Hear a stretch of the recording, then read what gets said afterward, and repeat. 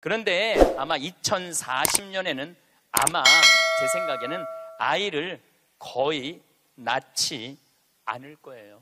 2040년이 되면은 아이들을 안 낳아요. 왜 아이들을 안 낳느냐면 지금 대한민국의 애들 고통스러워요, 안 고통스러워요? 공부하느냐고 고통스럽죠?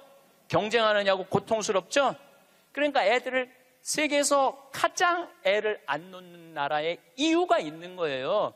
애들이 고통스러우니까 너무너무 고통을 겪으니까 또 지금 애를 안 낳는 30대, 40대들은 자기네들이 그렇게 고생을 했으니까 내 자식이 이 세상에 태어나갖고 그 경쟁 속에 애를 키우고 싶지 않은 거예요.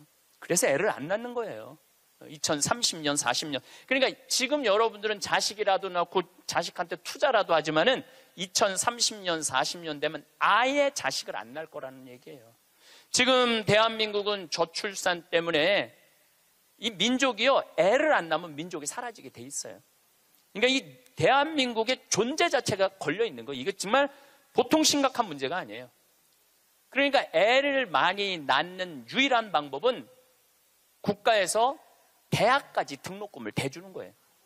국가에서 대학까지. 아니 근데 이게 불가능한 얘기가 아니고 유럽은 대학까지 다 국가에서 등록금을 내줘요. 심지어는 박사기까지 내주는 나라들도 있어요. 국가가 책임지면은 여러분들 국가가 등록금 다 대주면은 여러분들은 훨씬 짐이 가볍죠. 그리고 노후 대책도 준비할 수 있고 국가가 다 대주니까. 또 애를 많이 낳게 하려면은 국가가 뭐도 해야 되느냐면은 할머니, 할아버지들한테 연금도 다 보줘야 돼. 연금도 지금 20만 원, 40만 원 주잖아요. 그거 80만 원, 90만 원까지 올려야 돼. 80만 원, 90만 원까지 올릴 수 있어요. 여기 그러니까 내가 답답하다는 거예요. 그걸 어떻게 주느냐고. 우리나라 경제 규모에 있는 나라들은 다 80만 원, 90만 원 줘요. 지금 다른 나라들은 80만 원, 90만 원 다 줘요. 누구한테 돈 뺏어서? 기업하는 사람들한테, 돈 많은 사람들한테 뺏어서 국민들한테 주는 거예요. 그래야지 국가가 살아나는 거예요. 얼마 전에 하와이에서 우리 할머니들 25분이 평창으로 1박 2일 피정으로 왔어요. 피정하고 그 다음에 어디로 가? 제주도로 가서 전주로 갔다가 서울 가서 다시 하와이로 간대요. 그러면은 그 할머니들이 그렇게 비행기 값 내고 그렇게 일주일, 2주일 한국에 여행 오는 이유가 뭐냐면 하와이는 다른 미국보다 하와이하고 알래스카는 연금을 많이 줘요. 거의 90만 원, 100만 원, 110만 원까지 준다고 그러는 것 같아요. 하와이는. 근데 이 할머니들이 돈을 안 쓰고 가만히 있어갖고 통장에 3만 달러가 넘잖아요. 그러면 다음에 연금을 줄여요. 이 할머니는 돈이 필요 없나 보다. 그래갖고 연금을 줄여. 그러니까 이 할머니들은 돈이 나오면 그거 모아갖고 다 써야 돼. 근데 미국에 간 우리나라 하와이 할머니들도 이제 똑똑해갖고 그런 할머니들도 있지만 자식들한테 돈 안 줘요. 그거 다 써갖고 다 써. 그러니까 한국도 출산율을 높이는 방법은 뭐냐 하면은 애들 등록금 다 대주고 그 다음에 할머니들, 할아버지들 연금 다 대주면은 아니 애 낳으면 국가에서 등록금 대주고 그 다음에 늙으면 국가에서 용돈 주는데 애를 안 낳을 이유가 뭐가 있어? 이번 강의의 주제는 변화의 도전이라는 주제로 강의를 하도록 하겠습니다.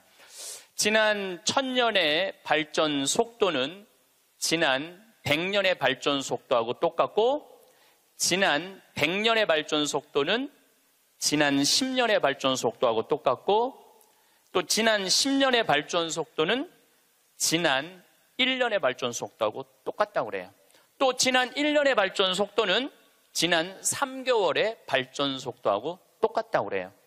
그럼 과거의 1000년 동안의 변화가 지금 3개월 만에 일어나는 거죠. 제가 지난 7월 22일 날 아프리카 잠비아에 선교 봉사를 떠났습니다. 한국에서 인천공항에서 홍콩 들르고 홍콩에서 남아프리카 공화국 요한네스버그 공항에 가서 또 거기서 비행기를 갈아타고 잠비아까지 가는데 26시간이 걸렸어요. 26시간. 많은 분들은 이야 그러는데 내가 만약에 1000년 전에 한국에서 잠비아를 갔다면은 1년이 걸려도 못 가요. 1년이 걸려도. 아마 제 생각에는 가다가 죽었을지도 몰라요. 가다가. 그런데 그런 아프리카 잠비아를 저는 벌써 8번을 갔다 왔어요. 그러니까 8번을 갔다 왔다는 얘기는 지난 1000년 전 사람들은 상상도 못할 만큼 빠르게 산다는 거죠. 교통적인 면에서. 그리고 보름 동안 잠비아 신학교 수녀원 짓는 거 일을 하고 그 다음이 미국 강의가 있었어요. 또 다시 잠비아에서 비행기를 타고 요하네스버그 공항에 와서 15시간 비행기를 타고 뉴욕으로 갔어요. 또 뉴욕에서 최종 목적지 LA까지 6시간 비행기를 타고 갔어요. 그것 또한 26시간이 걸렸어요. 26시간이 걸렸는데 벌써 이제 지구를 한국에서 출발해갖고 거의 3분의 2바퀴를 도는 거잖아요. 그래서 미국에서 LA, 시카고, 텍사스, 덴버, 멤피스, 최종은 다시 동부 아틀란타에 가서 강의를 하고 다시 13시간을 타고 한국으로 돌아왔어요. 지구를 한 바퀴 딱 도는데 걸리는 시간은 3일이에요. 3일. 지구를 한 바퀴 도는데 걸린 시간이 3일이에요. 1000년 전에는 지구가 그렇게 동그란지도 몰랐어요. 1000년 전에는. 돈다는 건 상상도 못했고 아마 배 타고 많이 돌았겠죠. 배 타고 돌았으면은 아마 거의 죽었을 거예요. 그런데 이렇게 제가 지구를 한 바퀴씩 매번 도는 게 벌써 한 5번 정도 이렇게 돌았어요. 그러니까 옛날 사람들에 비하면은 나는 엄청나게 빠른 속도로 살고 있는 거죠. 여러분들 서울에서부터 부산까지 KTX로 얼마가 걸려요? 2시간 반 걸려요. 앞으로 조금 무슨 기차가 나오면 30분 걸린대요. 30분. 부산에서부터 옛날에 한양까지 오는데 걸린 시간은 한 달이었다고 그래. 한 달. 야, 옛날에 한 달 걸리는 걸 2시간 반 만에 가는 거예요. 그런데 뭐가 그렇게 조급해갖고 1초도 못 기다리고 빵빵거리고 속력 내고 그런 거 보면은 현대인들이 엄청난 혜택을 누리고 있으면서도 많은 걸 뺏기는 것 같아요. 저는 요즘 운전을 할 때 거의 과속을 하지 않아요. 요즘은 내비게이션으로 여기 딱 찍으면은 평창에서부터 삼성산까지 2시간 반 정도 걸려요. 그러면 한 30분 전에 오면은 그냥 또 요즘 차가 좋아갖고 크루즈라는 걸 걸어놓으면 앞차고 간격을 자기가 알아서 껴드는 차들은 다 껴줘요. 추월하겠다는 차는 다 추월하고. 근데 예전에는 나도 급하게 다닐 때는 운전이 스트레스가 많았어요. 근데 껴줄 거 다 껴주고 양보할 거 다 양보하고 그냥 앞차 따라오니까 운전이 그렇게 편안하더라고요. 여러분들도 너무 급하게 살지 마세요. 급하게 안 살아도 옛날 사람들보다는 제가 보기엔 1000배 빨리 살고 있는 거예요. 급할 게 하나도 없더라고요. 근데 교통보다 더 무서운 변화가 있어요. 교통보다. 통신이에요. 통신. 1960년대는 여러분들 집에 무슨 전화기가 있었죠? 돌리는 다이얼 전화기가 있었죠? 네. 1970년대 후반, 80년대 막 초에 들어서서는 뭐가 있냐면 누르는 전화기가 나왔어요. 그리고 80년대 중반에는 집안에서 무선 전화기가 있었어요. 그러니까 이 거실에 이 돌리는 전화기 있을 때는 바람을 피고 싶어도 필 수가 없었어요. 거실에서 통화를 해야 되니까. 근데 이거는 화장실에 가서 들고 가서 해도 되고 그러니까 이 세상이 변하기 시작한 거죠. 1980년대 말은 드디어 우리가 알고 있는 휴대폰이 나왔어요. 휴대폰이. 이제 집 밖에서도 전화를 할 수 있는 세상이 된 거죠. 그리고 우리나라에서는 각각 나라마다 다르는데 2009년에 본격적으로 스마트폰이 나왔어요. 이 스마트폰 안에는 그래서 제가 오늘 특별히 휴대폰을 갖고 왔는데 이 안에는 모든 게 다 들어와 있어요. 이걸로 내 차 시동도 걸을 수 있고, 이걸로 텔레비도 볼 수 있고, 동영상도 볼 수 있고, 음악도 들을 수 있고, 인터넷도 할 수 있고, 유튜브도 볼 수 있고. 이게 못하는 게 없어요. 정말 못하는 게, 요 조그만 거 안에 못하는 게 없어요. 1960년대 컴퓨터가 처음 나왔을 때 컴퓨터 미사일 궤적 계산하느냐고 컴퓨터를 썼어요. 그 컴퓨터 크기는 30톤이었어요. 30톤. 그러니까 이 앞에 앉아 계신 여러분들 꽉. 그런데 그거보다도 이게 성능이 더 좋아요. 훨씬 더 좋은 세상에 살고 있어요. 할머니들이 내가 지난주에도 명동에 모임이 있어서 갔었는데 이렇게 걷다 보면 할머니들이 날 만나면 너무너무 반가워해요. 아이고, 신부님 여기서 만나다니, 명동 길에서. 그럼 할머니 네 분이 이렇게 만나면은 사진 찍자고. 휴대폰이 있으니까 사진 찍자고. 근데 또 찍을 줄을 모르니까 그 중에 제일 젊어 보이는 할머니한테 네가 찍으라고. 네가 제일 젊으니까. 이건 젊을수록 유리하잖아요, 휴대폰은. 근데 이 할머니가 이런 말 합니다. 나도 잘 몰라. 그래도 네가 찍어, 신부님이랑. 이런 기회가 어딨어. 그래갖고 이제 할머니 세 분하고 나하고 이렇게 웃으면서 내가 이렇게 사진을 딱 찍으려고 웃으면은 할머니가 딱 사진을 찍으면서 하는 소리가 있어요. 신부님, 그런데 왜 내가 나와? 왜 내가 나와? 네가 나오는지 내가 나오는지도 몰라.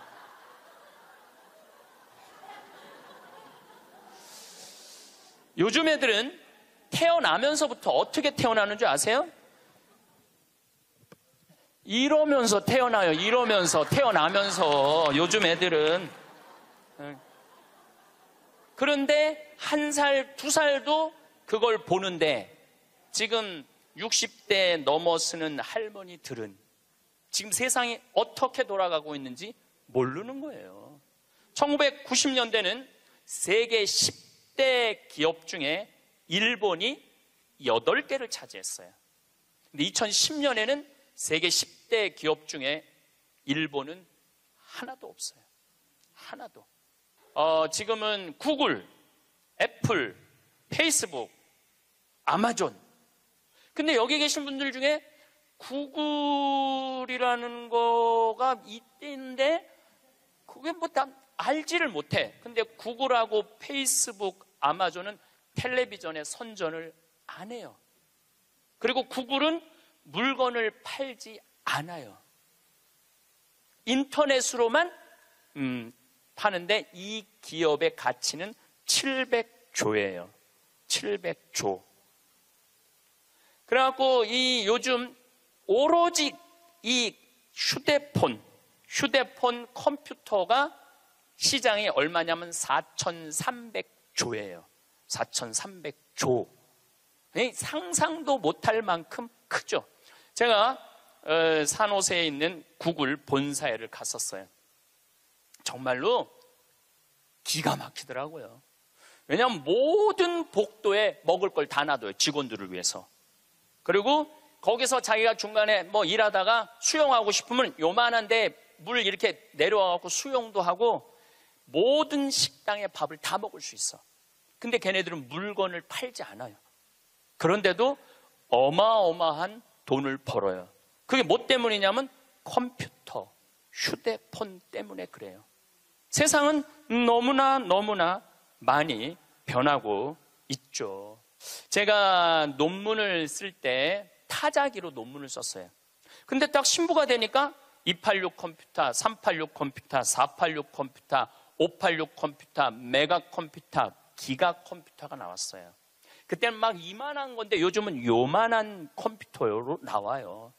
제가 왜 이런 말씀을 드리느냐 하면 50살 이상부터는 컴퓨터에 대해서 깜깜해요.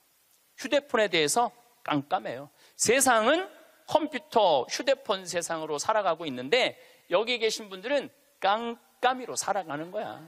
깜깜이로 살아가는 거예요. 그런데 문제는 뭐 그런 거 있어도 무슨 문제야. 그냥 살면 되지. 그런데 깜깜한 상태로서 몇 년을 살아야 되느냐 하면은 50년을 더 살아야 돼요. 깜깜한 상태에서 50년을.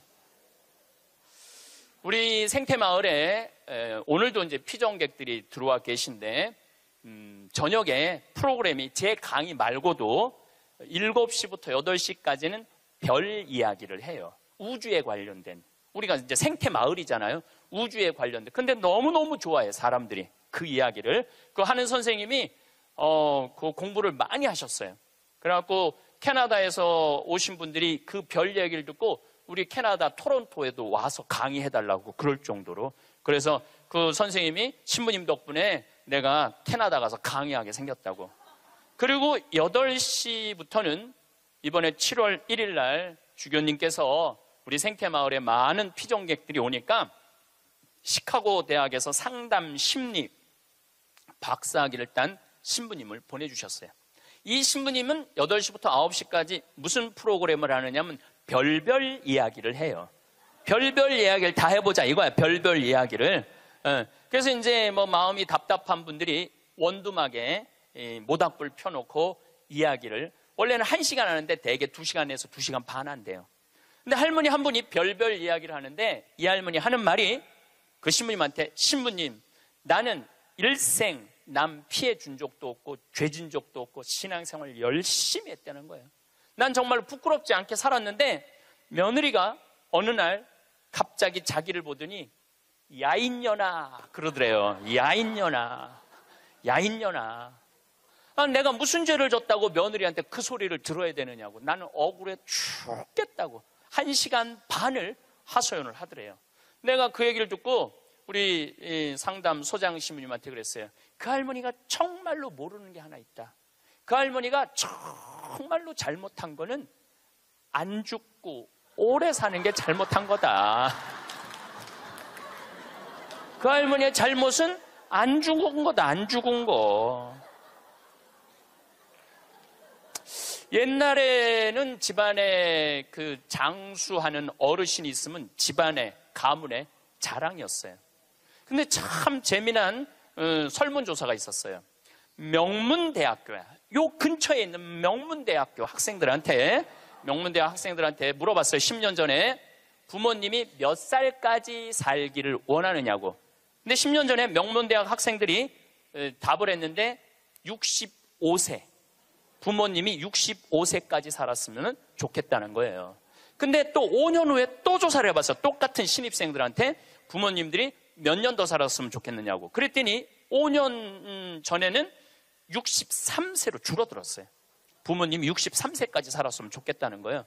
근데 얼마 전에 또 똑같은 설문조사를 신입생들한테 했더니 몇 살까지 살았으면 좋겠냐고 그랬더니 60살까지 살았으면 좋겠다는 거예요.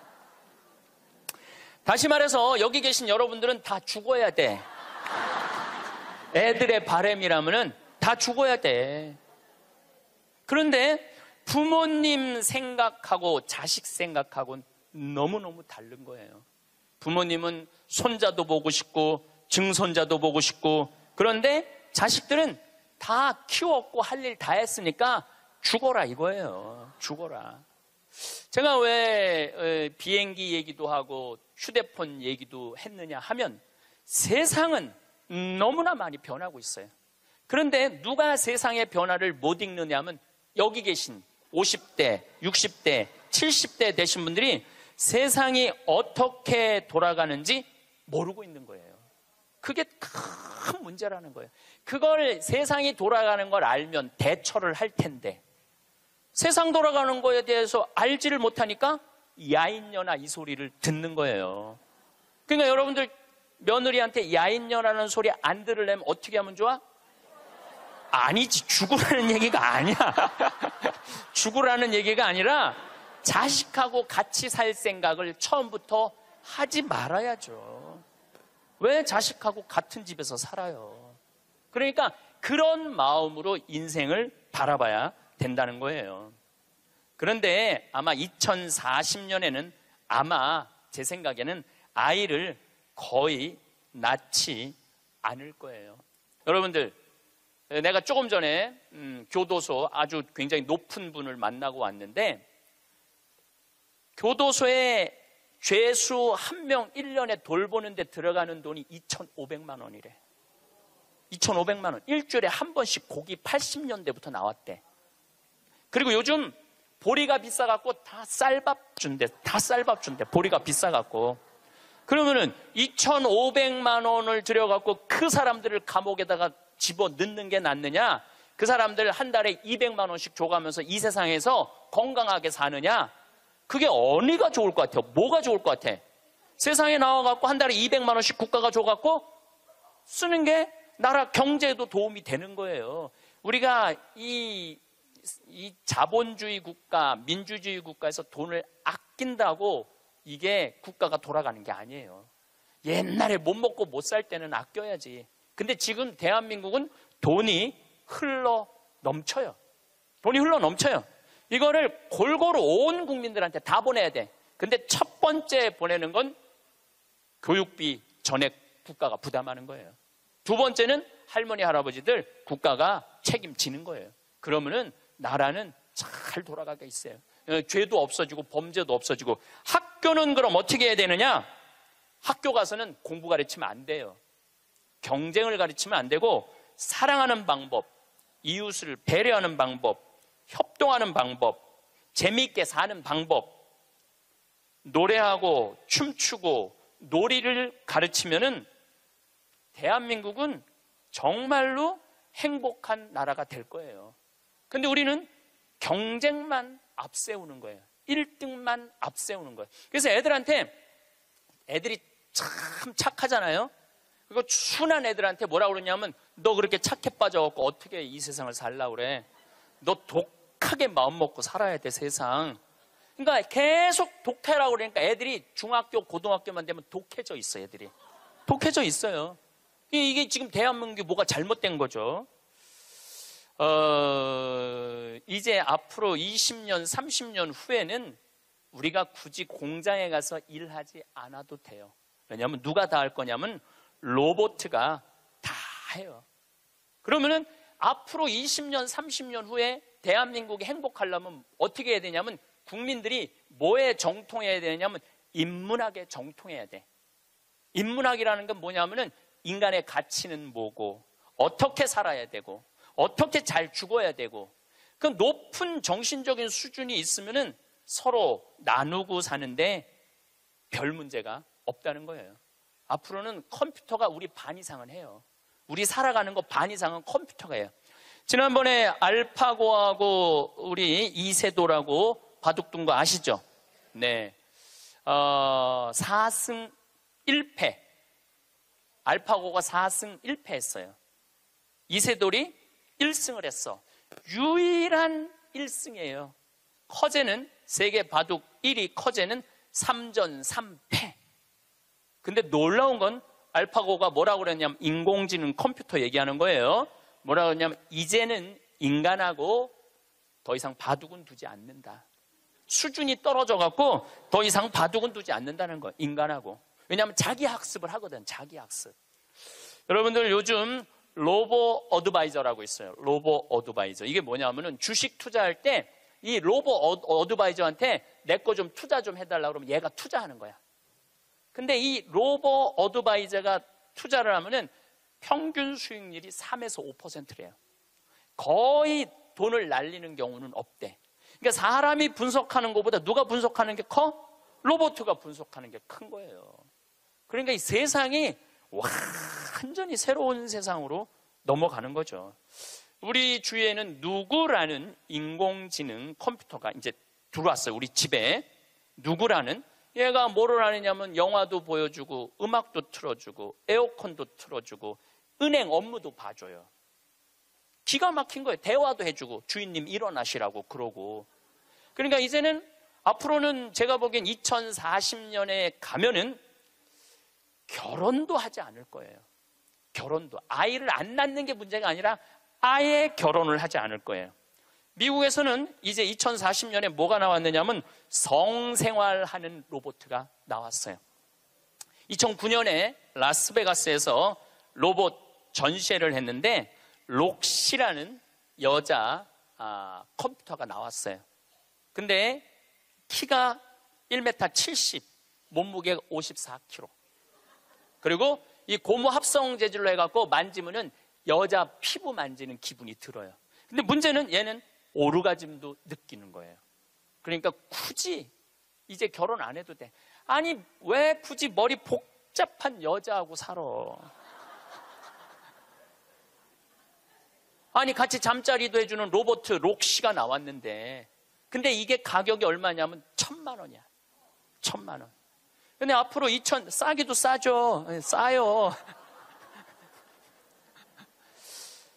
그런데 지금 2009년에 이 전시회가 시작이 됐는데, 제가 보기엔 2030년, 40년 되면은 거의 아내 역할까지 해주는 로봇가 나올 거예요.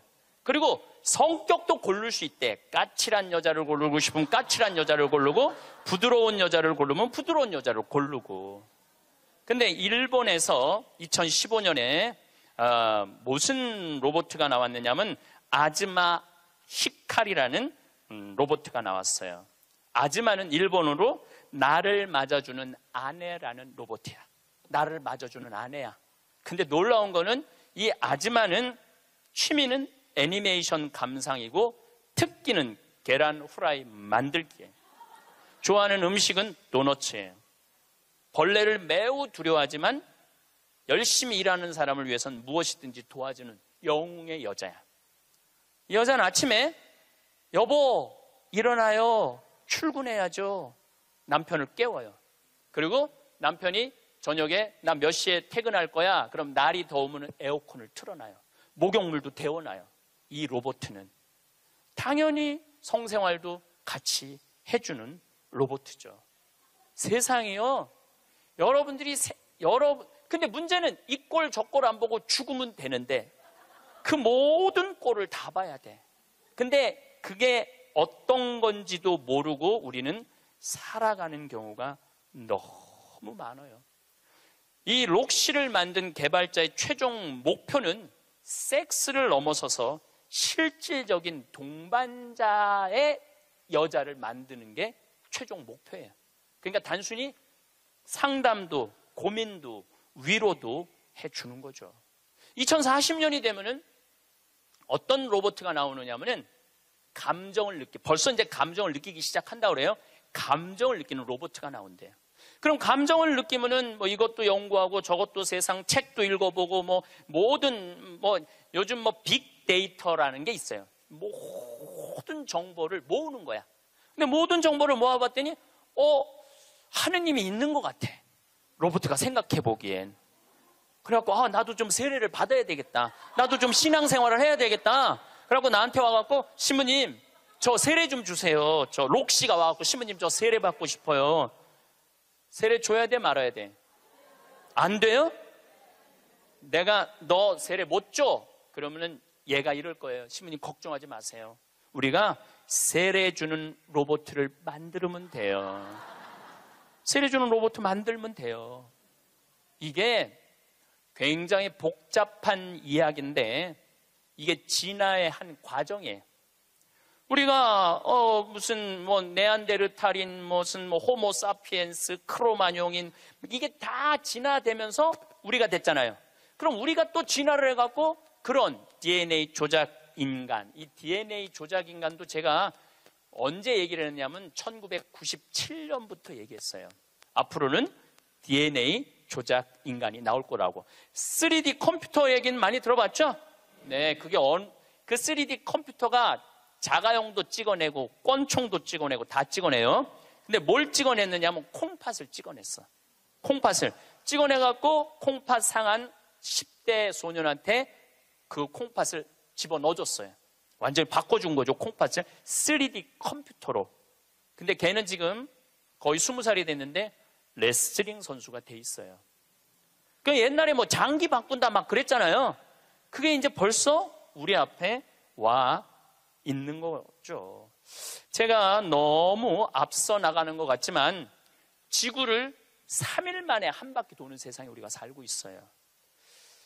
지금은 4차 산업의 시대라고 그래요. 4차 산업의 시대. 1차 산업은 뭐냐면은 증기기관, 와트가 실린더, 증기 막 막 보일러 막 끓여갖고 증기가 해갖고 실린더 피스톤 왔다 갔다 해갖고 증기기관. 그래서 증기기관 배, 증기기관 기차 뭐 이런 거 생긴 게 1차 산업이에요. 2차 산업은 에디슨이 전기를 발명했어요. 전기.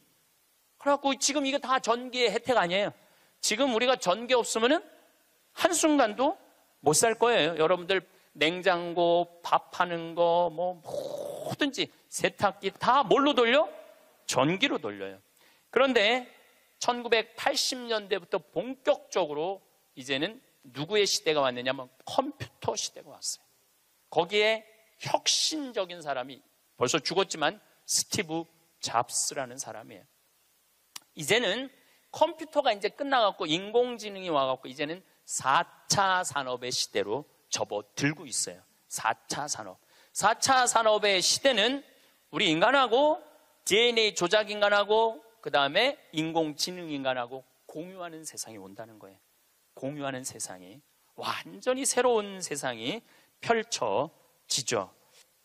그 며칠 전에 우리 동창 신부 25주년이라 미사 같이 봉헌을 했어요. 내가 너무너무 사랑하는 동창 신부라 분당에 가갖고 근데 또 뭐 같은 신부님이 와갖고 얘기를 하는데 자기가 오스트리아 대사가 자기를 초청해갖고 오스트리아를 갔는데 아주 시골을 갔대요.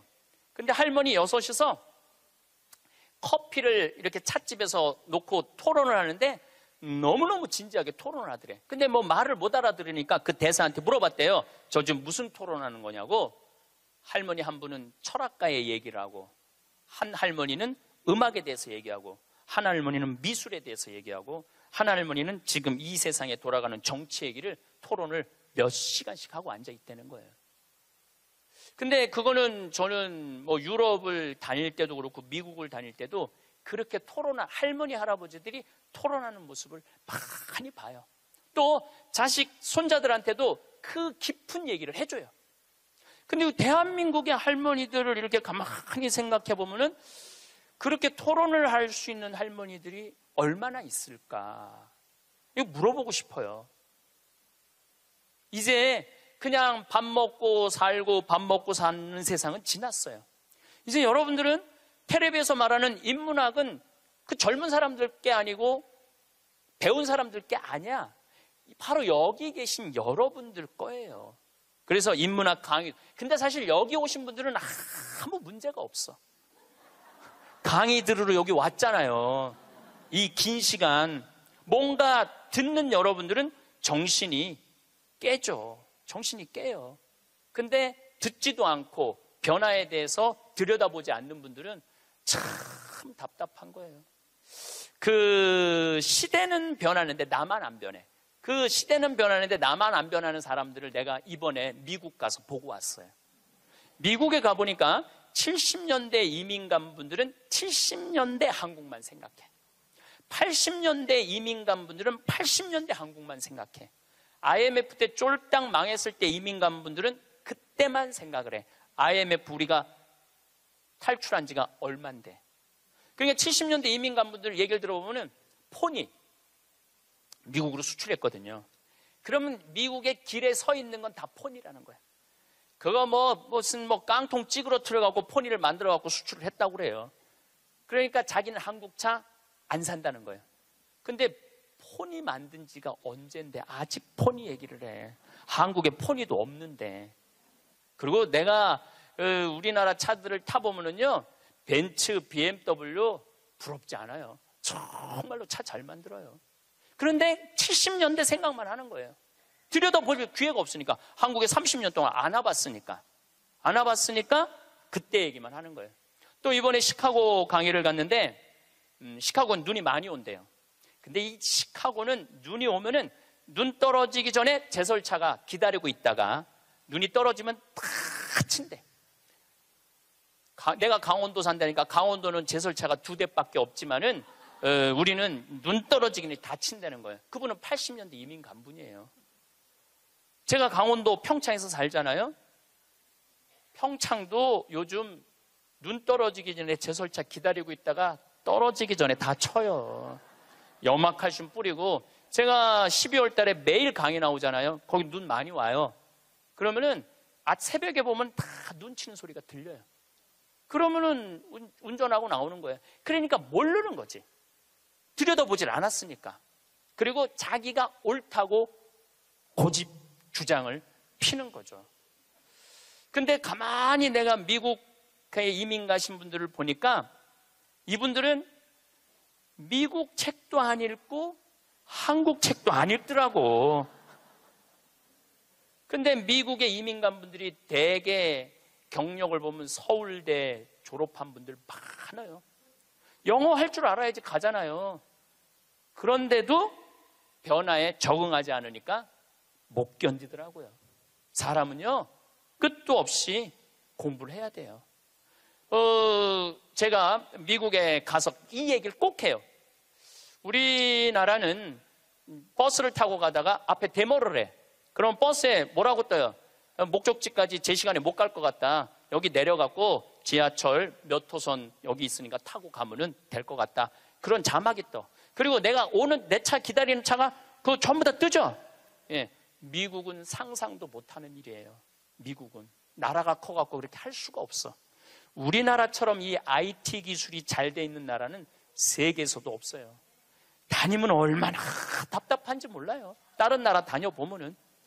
저는 지금 총 60개 나라를 다녔고 미국을 벌써 뭐 10번도 더 왔다 갔다 하고 전 세계를 돌아다녀 보잖아요.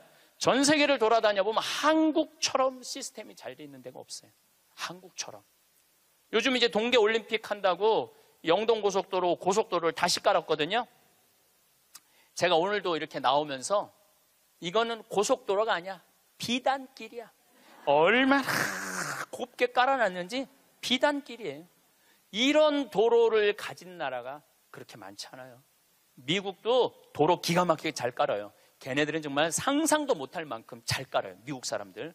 그래도 이 영동고속도로만큼 비단길은 없더라고요. 우리나라가 돈도 많고 참 좋은 나라예요. 한 세대 만에 원조 받는 나라에서 원조 해주는 나라로 바뀌었어요. 이거는 전 세계에서 대한민국밖에 없어요.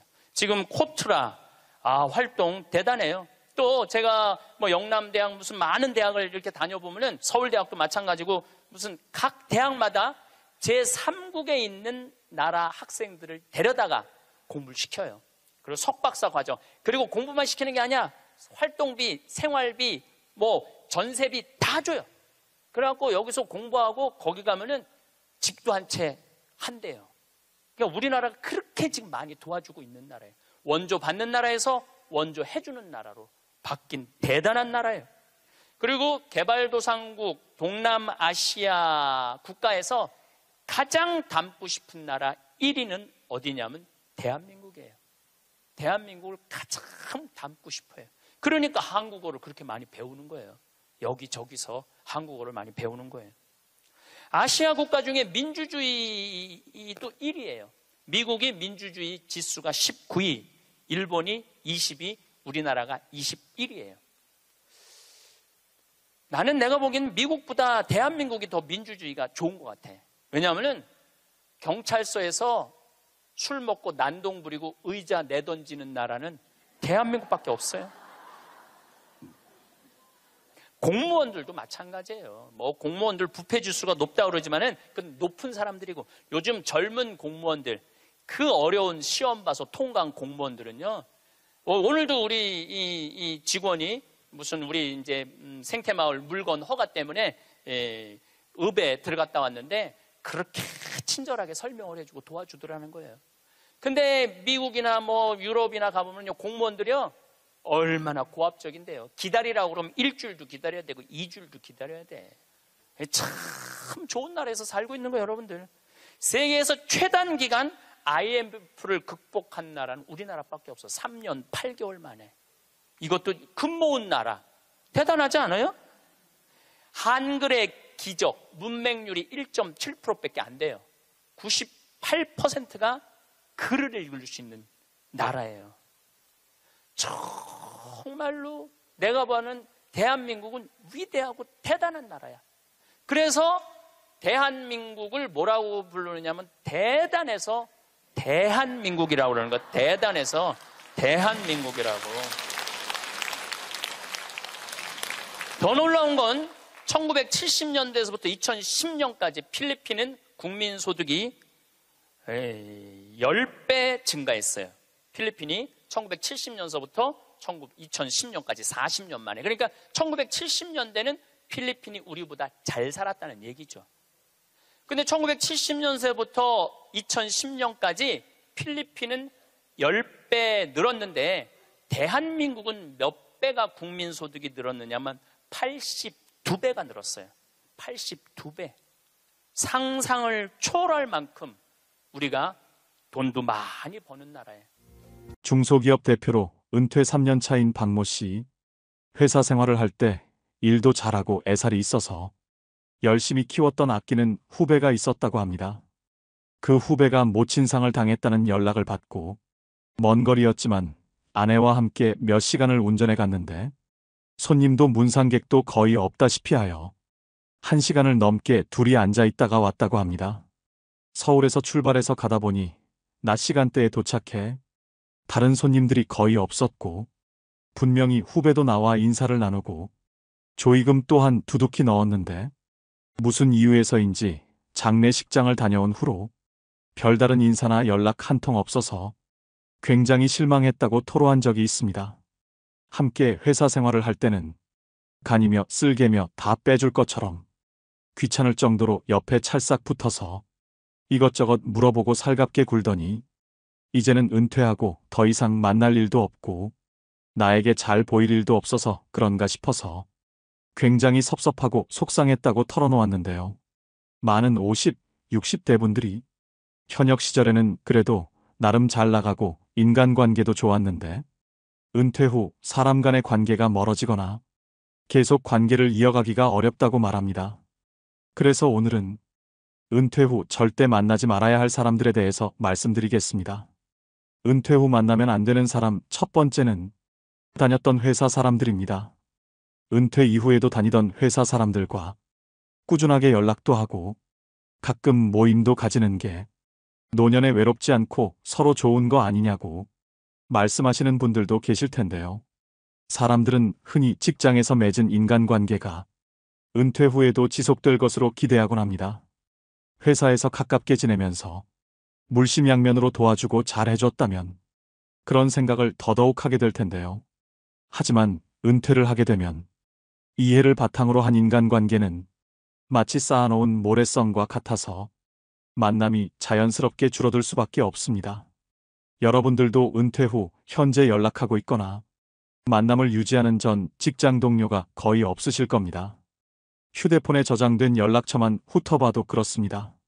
직장 동료나 일적으로 만난 사람들을 제외하면 딱히 연락할 사람이 남아있지 않는 것이 현실일 것입니다. 특히 우리나라의 경우 직장에서 보내는 시간이 하루 중 가장 많습니다. 이 말은 가족들보다 직장 동료들과 더 많은 시간을 보낸다는 의미인데요. 그렇다 보니 내가 퇴직을 했더라도 허전함과 외로움에 다녔던 회사 후배나 동기에게 자연스럽게 연락을 하게 됩니다. 요즘 회사는 잘 돌아가고 있나? 그 직원도 아직 회사에 있냐 등등. 이제는 나와 전혀 상관없는 이야기를 하게 되죠. 계속해서 이런 내용으로 전화를 하게 되면 받는 사람 입장에서도 부담스러워져서 어느 순간 전화 받는 것을 꺼리게 될 수도 있습니다. 또 은퇴 이후 여기저기서 오는 경조사 연락 또한 큰 부담으로 다가오는데요. 은퇴 이후 수입은 3분의 1로 줄지만 경조사를 일일이 챙기다 보면 빤한 수입으로 가랑이가 찢어집니다. 현실적으로 노후 대비가 제대로 되어 있지 않은 시니어들이 대다수이기 때문에 이 문제는 노후 생활비 사용에 큰 타격으로 다가옵니다. 한 조사에 따르면 50대, 60대 은퇴자 31명 중 16명이 경조사비를 가장 부담스러운 지출로 꼽았습니다. 이처럼 은퇴 후에도 경조사비에서 자유로운 사람은 별로 없습니다. 이들은 한 달에 적게는 10만 원, 많게는 100만 원의 경조사비를 지출한다고 하는데요. 그러다 보니 피부로 느끼는 체감 경조 부담이 현역 때와는 비교할 수 없을 만큼 커집니다. 또 유독 정이 많은 우리나라 사람들은 정 때문에 또 미래에 대한 투자로 여기면서 어쩔 수 없이 경조사에 참석하고 지출을 단행하지만 사실 돌려받는 금액은 평생 내가 뿌려놓은 돈의 절반도 안 된다고 합니다. 꼭 경제적인 부분만 문제가 되는 것은 아닌데요. 나는 그래도 먼 곳까지 시간 쓰고 마음까지 써서 다녀왔는데 준 만큼 돌려받지 못한다면 배신감마저 들게 됩니다. 특히 다녔던 회사 사람들 같은 경우 친인척과는 다르게 경조금 받을 땐 좋았지만 은퇴 후 경조사를 알렸을 땐 나 몰라라 하기 십상이라는 겁니다. 이제 볼 사이도 아닌데 굳이 해야 하나? 라며 그냥 안면몰수하는 사람들도 태반입니다. 한 가지 분명한 점은 노후의 경조사 지출 문제를 현역 때와 같이 접근하면 믿었던 사람에게 상처받고 내 호주머니가 거덜나는 건 시간 문제라는 사실입니다. 세상사 모든 일이 내 마음 같지가 않습니다. 나는 경조사에 꼬박꼬박 참석하고 부조도 체면 생각해서 부족하지 않게 넣었는데 모든 사람들이 내 마음 같지는 않은 법이죠. 노년의 경조사비 지출을 이제부터라도 현명하게 대처하셔야 됩니다. 내가 꼭 챙기고 싶은 경조사가 있다면 굳이 먼 곳까지 참석하기보다는 부조금만 보내는 것도 한 가지 방법입니다. 끊임없는 경조사비 지출에 고민 그만하시고 당장 은퇴를 하고 나면 앞으로의 내 노후를 홀로서기 할 준비를 하셔야 합니다. 굳이 다녔던 회사 사람들과 만나서 나와는 상관없는 비생산적인 이야기만 오고 갈 것이며 내가 알지 못하는 회사 이야기라도 나오면 어느 순간 그 자리가 어렵고 부담스러워질 수 있습니다. 일본의 한 은퇴 전문가는 늦어도 60세 이후부터는 인간관계를 은퇴형으로 바꾸라고 조언합니다. 늦어도 50대, 60대부터는 새로운 인간관계를 만들기 시작해야 합니다. 아시다시피 인간관계라고 하는 것이 하루아침에 갑자기 만들어지는 것은 아닙니다. 내 곁에 좋은 사람을 두고 좋은 영향을 받고자 한다면 그 사람에게도 꾸준하게 관심과 사랑을 베풀어야 합니다. 나이 들수록 어떤 사람을 곁에 두냐에 따라 내 노후의 질이 달라집니다. 이 말은 누구라도 부정하지 못할 텐데요. 끼리끼리라는 말 들어보셨을 겁니다. 지혜로운 사람을 곁에 두는 것은 무엇보다 길어진 노후의 시간을 어떻게 보내느냐 하는 문제와도 직결되어 있습니다. 그럼 대체 새로운 인간관계는 어디에서 만들어야 되냐라고 물어보시는 분들이 계실 텐데요. 그것은 바로 내가 사는 인근이 될 수 있을 것입니다. 한창 회사 생활을 할 때는 내 거주지 주변을 둘러볼 기회가 별로 없습니다. 은퇴 후 노후를 보낼 지역을 찾았다면 이제는 대부분을 그곳에서 머물게 되기 때문에 이 라이프 타운에서 좋은 친구나 인연을 만드는 것이 무엇보다 중요합니다. 구체적인 방법으로는 근처 복지관이나 도서관, 지역센터에서 운영하는 각종 프로그램에 참여해보는 것이 좋습니다. 또 파크 골프나 탁구, 그림 그리기 등 자신과 잘 맞는 활동을 꾸준히 하다 보면 비슷한 가치관이나 관심사를 가진 친구를 만나게 될 가능성이 높습니다. 노후에는 가족과 보내는 시간도 중요하지만 가족과는 별개로 친구와 노후를 보내는 것 또한 무척 중요합니다. 은퇴 후 만나면 안 되는 사람 두 번째, 돈 얘기하는 사람입니다. 일반적으로 은퇴를 하고 나면 그동안 모아둔 노후 자금도 있을 것이고 퇴직금과 같은 목돈이 생길 수 있기 때문에 아무래도 이 시기가 어쩌면 살아가면서 수중에 돈이 제일 많은 순간이 될 수 있습니다. 이 퇴직금이란 목돈은 내가 퇴직하고 나서 새로운 인생을 이모작할 때까지 버티라고 주는 돈이라고 볼 수 있는데요.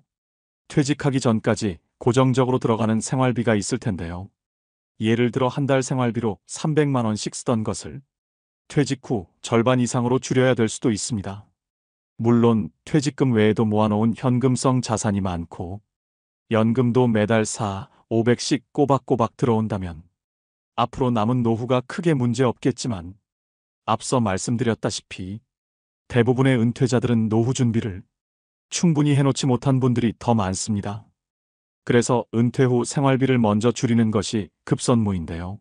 뭐부터 줄여야 할지도 모르겠고 막상 줄이자니 딱히 줄일 것도 없어 보입니다. 그래서 퇴직한 시점에 맞추어 계약직 일자리나 시급제 아르바이트라도 찾아서 노후 생활비를 최대한 충당해 두시고 아껴서 생활비로 사용하셔야 됩니다. 노후가 길어지는 만큼 그래도 턱없이 부족한 노후 자금을 어떻게 마련해야 하나 고민이실 텐데요. 한편 은퇴자들에게 퇴직금이란 목돈이 생기면 어떻게 귀신같이 알고 많은 사기꾼들이 들러붙습니다. 이때 가장 중요한 것은 인생은 한방이지 하며 사기 수법인 줄도 모르고 사기꾼들의 화려한 언변에 속아 넘어가 자신의 노후 자금을 몰빵해버리는 분들이 있습니다. 은퇴 직후에 가장 중요한 것은 노후 자금은 크게 불려보겠다는 생각보다 지금까지 모아놓은 자금을 안전하게 지키는 일입니다. 은퇴 후에는 퇴직금을 포함한 노후 자금을 비상용 자금으로 잘 보관해 두시고 소일거리라도 찾으셔서 용돈이라도 버시는 게 정신 건강과 신체 건강에도 많은 도움이 됩니다. 근데 또 내 퇴직금을 통장에 넣어두면 어떻게 알고 주변 지인들에게서 돈 좀 빌려달라거나 좋은 투자처가 있다는 식으로 연락이 올 수 있습니다. 평소에는 잘 연락도 하지 않던 친구나 지인들이 어디에서 내가 퇴직했다 이야기를 들었는지 연락을 해옵니다. 은퇴 후 만날 친구나 전 직장 동료도 줄어들어 가뜩이나 공허하고 외롭던 찰나에 전에 알고 지내던 지인이나 가까운 친구에게서 연락이 오면 반가운 마음에 전화를 받아보면 갑자기 밥을 먹자고 합니다. 이렇게 오랜만에 친구 얼굴이나 한번 보고 밥이나 먹자고 나간 자리에서 서서히 본색을 드러냅니다. 곧 자신의 어려운 사정 이야기를 꺼냅니다. 자신이 여기에 투자해서 얼마를 벌었다. 좋은 투자처가 있는데 노후 자금을 많이 불릴 수 있다거나 하는 식의 얘기를 늘어놓습니다. 이처럼 사기는 사람의 간절함이 불안함을 이용하는 심리전입니다. 내가 지금은 퇴직한 지 얼마 지나지 않아. 당장은 꽤 큰 돈의 목돈이 있지만 언제까지 이 돈으로 노후를 보낼 수도 없고 아껴가며 산다 해도 언제 바닥을 드러낼지 모르기 때문에 이 돈을 그냥 묵혀두기보다 빨리 좋은 투자로 성공해 노후 자금을 한 푼이라도 더 벌어야겠다는 조급한 심리를 이용하는 것이죠. 사기꾼들은 처음부터 계획적으로 접근하고 친절하게 대하면서 사람이 긴장을 풀게 만듭니다. 이렇게 작정하고 속이기 때문에 여기에 속지 않을 사람이 얼마나 될까요? 바보나 저런 사기나 당하지라고 장담하는 분들이 많겠지만 세상 모든 일에 확신하거나 장담은 금물입니다. 은퇴 후에는 사회와 단절되어 현실감이 떨어지거나 순간적인 인지 부조화 등으로 판단력이 취약해질 수 있기 때문에 사기꾼의 표적이 되기 쉽습니다. 이 점을 항상 주의하셔야 됩니다. 보통 퇴직금이나 노후자금 사기꾼들의 수법은 이렇습니다. 주로 오랜 기간 신뢰를 쌓아온 지인 또는 가족 등의 말을 별다른 의심 없이 믿고 투자한다는 점을 이용하여 주변 지인 가족 등에게 투자를 권유합니다. 이는 전형적인 불법 피라미드 다단계 방식이라고 볼 수 있는데요. 고수익에는 항상 그에 상응하는 높은 위험이 따른다는 평범한 진리를 명심할 필요가 있습니다. 여러분 잘 생각해 보세요. 그렇게 좋은 투자처가 있다면 왜 굳이 나에게 권할까요? 자신이 돈을 그렇게 많이 벌었다는 사람도 마찬가지입니다. 그렇게 고급 정보를 나에게 주려는 사람의 의도가 무엇인지 생각해 보신다면 정답은 정해져 있다고 볼 수 있습니다. 그렇다고 모든 재테크 투자가 나쁜 것도 아니며 돈을 아예 벌 수 없다는 뜻도 아닙니다. 하지만 지금껏 직장 생활만 몇십 년씩 하신 분들이라면 퇴직 후 노후 자금이 점점 줄어드는 것을 보며 마음이 조급해져서 충동적으로 일을 그르칩니다. 지푸라기라도 잡는 심정으로 이 사람, 저 사람 만나보기도 하고 소위 전문가라고 하는 말만 번지르르한 사람들을 신뢰하게 되는데요. 우리가 할 수 있는 방법은 마음의 여유를 가지고 차근차근 공부하고 준비해야 된다는 것입니다. 퇴직 후 돈 200만 원 버는 거 참 쉽지 않습니다. 하지만 노후 자금 1억 날리는 것은 순식간일 수 있다는 것을 다시 한번 명심하시면 좋겠습니다. 이런 위험에 노출되지 않기 위해서는 은퇴 이후 외롭다고 아무나 만나시면 안 됩니다. 젊어서는 이 사람, 저 사람 만나보면서 사람 보는 눈을 키워야 되는 것이고 노년에는 살아온 연륜으로 사람을 가려 사귀어야 됩니다. 이상한 사람과 엮여 내 노후가 망가지는 것보다 혼자 고독을 즐기면서 취미 활동도 하고 가볍게 산책도 하는 것이 여러모로 내 인생에 도움이 됩니다. 그러자면 노후에는 더더욱 홀로서기 할 수 있는 힘을 키우셔야 됩니다. 마지막으로 친구 없이 혼자 편안한 사람들의 특징 4가지를 말씀드리면서 오늘의 영상 마무리하겠습니다. 첫 번째는 나에게 좋은 사람으로 살면 된다. 는 원칙으로 살아갑니다.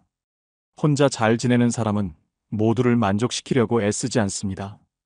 적당한 관계라는 원칙으로 마음 편한 사람에게 집중하면 된다는 생각입니다. 그럼 이제 마음 편한 사람에게는 어떻게 대하는 것이 좋을까요? 한마디로 말하면 무조건 잘해주려고 하지 않습니다. 의무감으로 해주는 것과 진심으로 좋아해서 해주는 것은 다르기 때문입니다. 의무감으로 남에게 잘해주는 사람은 피곤합니다. 타인에게 자신의 감정을 들키지 않으려고 말 한마디, 행동 하나에도 주의를 기울이기 때문입니다. 타인은 잘 돌보면서 정작 자신은 돌보지 않는 사람의 마음은 과연 건강할까요? 가장 중요한 것은 나입니다. 나에게 좋은 사람으로 살면 된다는 마음가짐이 받쳐주기에 혼자여도 문제없고 혼자여도 정말 편할 수 있는 것입니다. 두 번째는 도전을 두려워하지 않습니다. 고독을 즐기는 사람들은 나이에 상관없이 의미 있는 도전을 합니다. 자신이 이루고 싶은 꿈, 목표가 있으면 실행에 옮기는 추진력이 있습니다. 자신에게 집중하는 시간이 많기 때문에 자신이 진짜 무엇을 원하는지 잘 알 수 있습니다. 나이가 들수록 나만의 취미 생활과 배움의 끈을 절대 놓으시면 안 됩니다. 평균 수명이 길어진 지금, 단순히 오래 사는 것을 목적으로 삼기보다는 여생을 얼마나 아름답고 가치 있게 사느냐가 관건인 시대이지요. 요즘엔 여기저기서 혼자서도 재미나게 사는 어르신들의 이야기가 많이 보입니다. 그 중에서 여러분들께 도움이 될 만한 분들의 글을 한번 가져와 보았습니다. 댄스 스포츠를 배우고 있는 김순옥 씨는 이렇게 말합니다.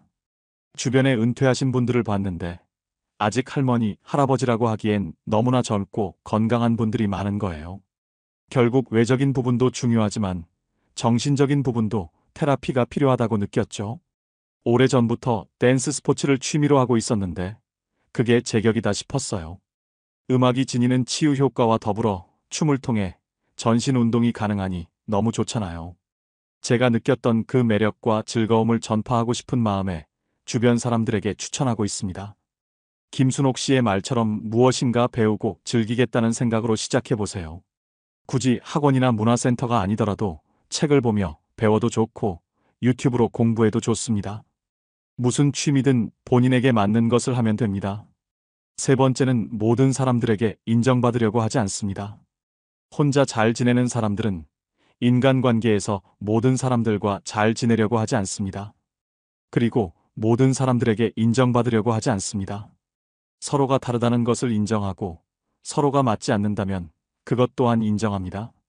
내가 사람들로부터 인정받고 싶은 마음이 없으니 자연스럽게 타인의 기대에 맞춰서 살 필요가 없는 것이죠. 사람들은 사람들이 자신을 사랑해 주길 바라고 인정해 주길 바랍니다. 내 편이 되어 주길 바라는데 혼자 잘 지내는 사람들은 사랑과 인정을 타인에게 바라지 않지요. 내가 상대에게 바라는 기대와 바람이 없으니 실망할 일도 없습니다. 인간관계에서 오는 소외감, 외로움도 없지요. 외로움은 혼자 있어서 느끼는 것이 아니라 상대에게 이해받지 못해서 외롭다고 느낍니다. 그러니 가족이 있고 연인이 있다고 해서 외로움을 안 느끼는 것은 아닙니다. 혼자서 행복한 노후를 보내기 위해서는 남에게 인정받고자 하는 마음부터 버리셔야 합니다. 네 번째는 자신의 시간을 관리하는 능력이 뛰어납니다. 언제 일어나서 어떤 시간에 무엇을 할지가 명확합니다. 혼자 잘 지내는 사람은 나이 들수록 하루의 계획을 세우고 계획에 따라 실천합니다. 스스로의 시간을 즐기고 자유롭게 자신의 일정을 잘 관리하고 효율적으로 일을 처리합니다. 자신의 성장을 위해서 운동도 하고 마음도 관리하며 책도 읽습니다. 남는 여가 시간에는 다양한 활동을 즐기면서 새로운 인연을 만들어 나가기도 합니다. 취미 동호회나 다양한 모임에 참여하여 자신의 관심사를 공유하고 새로운 친구를 만들 수 있습니다. 혼자 잘 지낸다고 해서 사람을 기피하는 것이 아닙니다. 때와 장소에 따라서 사람들과 잘 어울립니다. 또한 이를 통해 자신의 자립심을 강화할 수 있으며 자신의 목표를 달성하기 위해 노력합니다. 내가 무엇을 했을 때 행복감을 느끼는지 잘 알고 있습니다. 혼자 있는 시간에 목표로 한 것을 차근차근 이루어갑니다. 보통은 나이가 들어서 무언가를 다시 시작한다는 것에 대한 두려움이 있게 마련입니다. 그러나 고독을 즐기는 사람들은 평소에 꾸준한 내적 성찰로 내면의 힘이 있으니 자기 확신이 있습니다. 이런 내적 힘이 나이에 상관없이 또 두려움 없이 자신이 원하는 것을 포기하지 않고 이루어갈 수 있게 만드는 원동력인 것입니다. 이번 강의의 주제는 변화의 도전이라는 주제로 강의를 하도록 하겠습니다.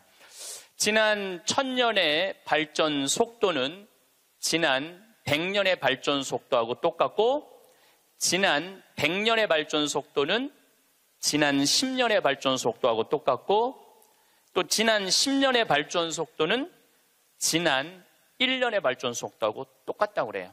또 지난 1년의 발전 속도는 지난 3개월의 발전 속도하고 똑같다고 그래요.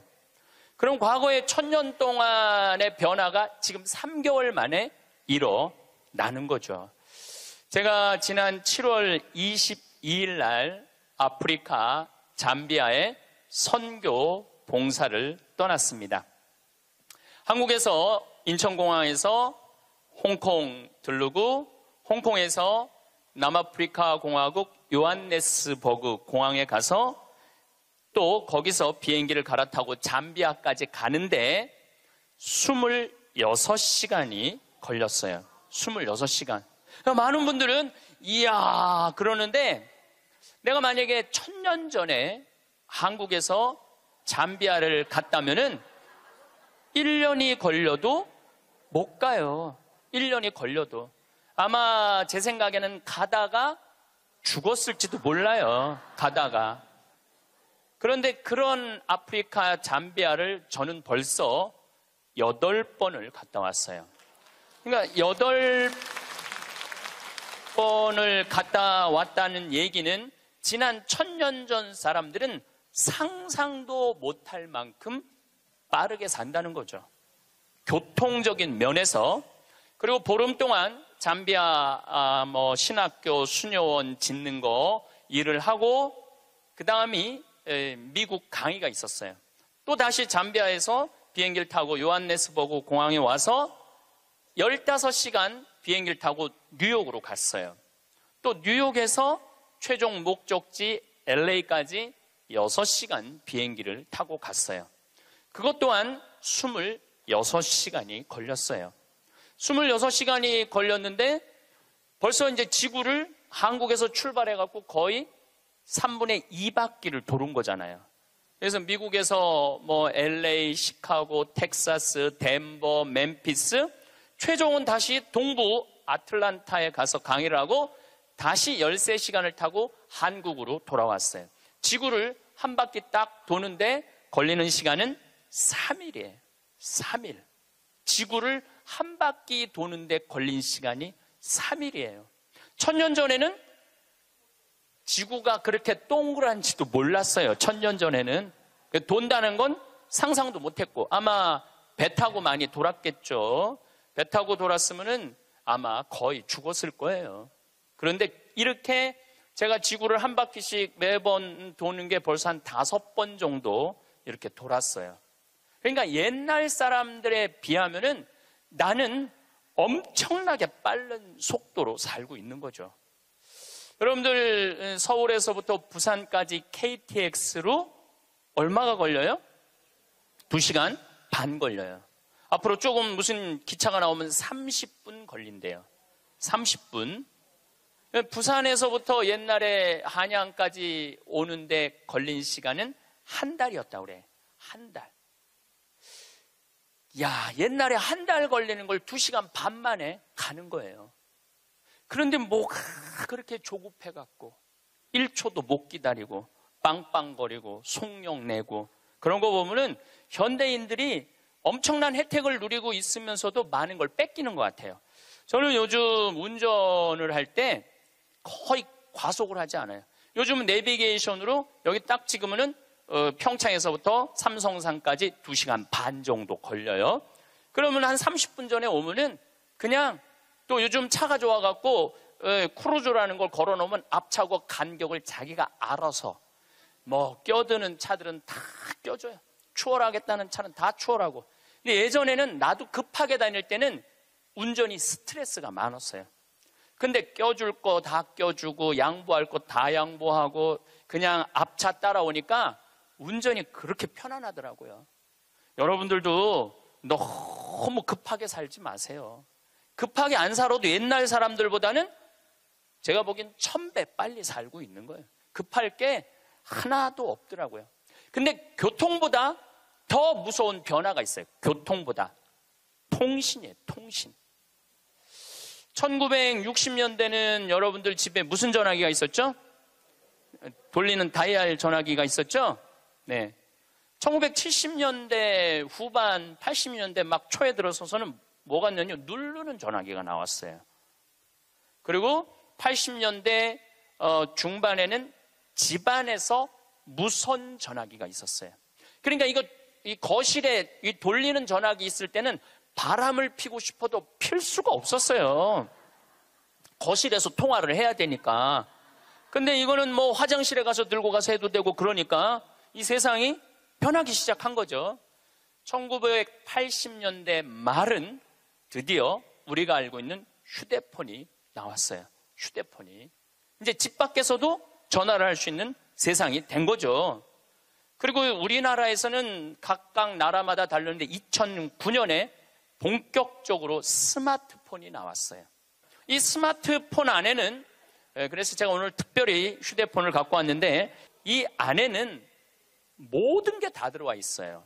이걸로 내 차 시동도 걸을 수 있고, 이걸로 텔레비도 볼 수 있고, 동영상도 볼 수 있고, 음악도 들을 수 있고, 인터넷도 할 수 있고, 유튜브도 볼 수 있고. 이게 못하는 게 없어요. 정말 못하는 게, 요 조그만 거 안에 못하는 게 없어요. 1960년대 컴퓨터가 처음 나왔을 때 컴퓨터 미사일 궤적 계산하느냐고 컴퓨터를 썼어요. 그 컴퓨터 크기는 30톤이었어요. 30톤. 그러니까 이 앞에 앉아 계신 여러분들 꽉. 그런데 그거보다도 이게 성능이 더 좋아요. 훨씬 더 좋은 세상에 살고 있어요. 할머니들이 내가 명동에, 지난주에도 명동에 모임이 있어서 갔었는데 이렇게 걷다 보면 할머니들이 날 만나면 너무너무 반가워해요. 아이고 신부님 여기서 만나다니, 명동 길에서. 그럼 할머니 네 분이 이렇게 만나면은 사진 찍자고, 휴대폰이 있으니까 사진 찍자고. 근데 또 찍을 줄을 모르니까 그 중에 제일 젊어 보이는 할머니한테 네가 찍으라고, 네가 제일 젊으니까. 이건 젊을수록 유리하잖아요, 휴대폰은. 근데 이 할머니가 이런 말 합니다. 나도 잘 몰라. 그래도 네가 찍어, 신부님이랑. 이런 기회가 어딨어. 그래갖고 이제 할머니 세 분하고 나하고 이렇게 웃으면서 내가 이렇게 사진을 딱 찍으려고 웃으면은 할머니가 딱 사진을 찍으면서 하는 소리가 있어요. 신부님, 그런데 왜 내가 나와? 왜 내가 나와? 네가 나오는지 내가 나오는지도 몰라.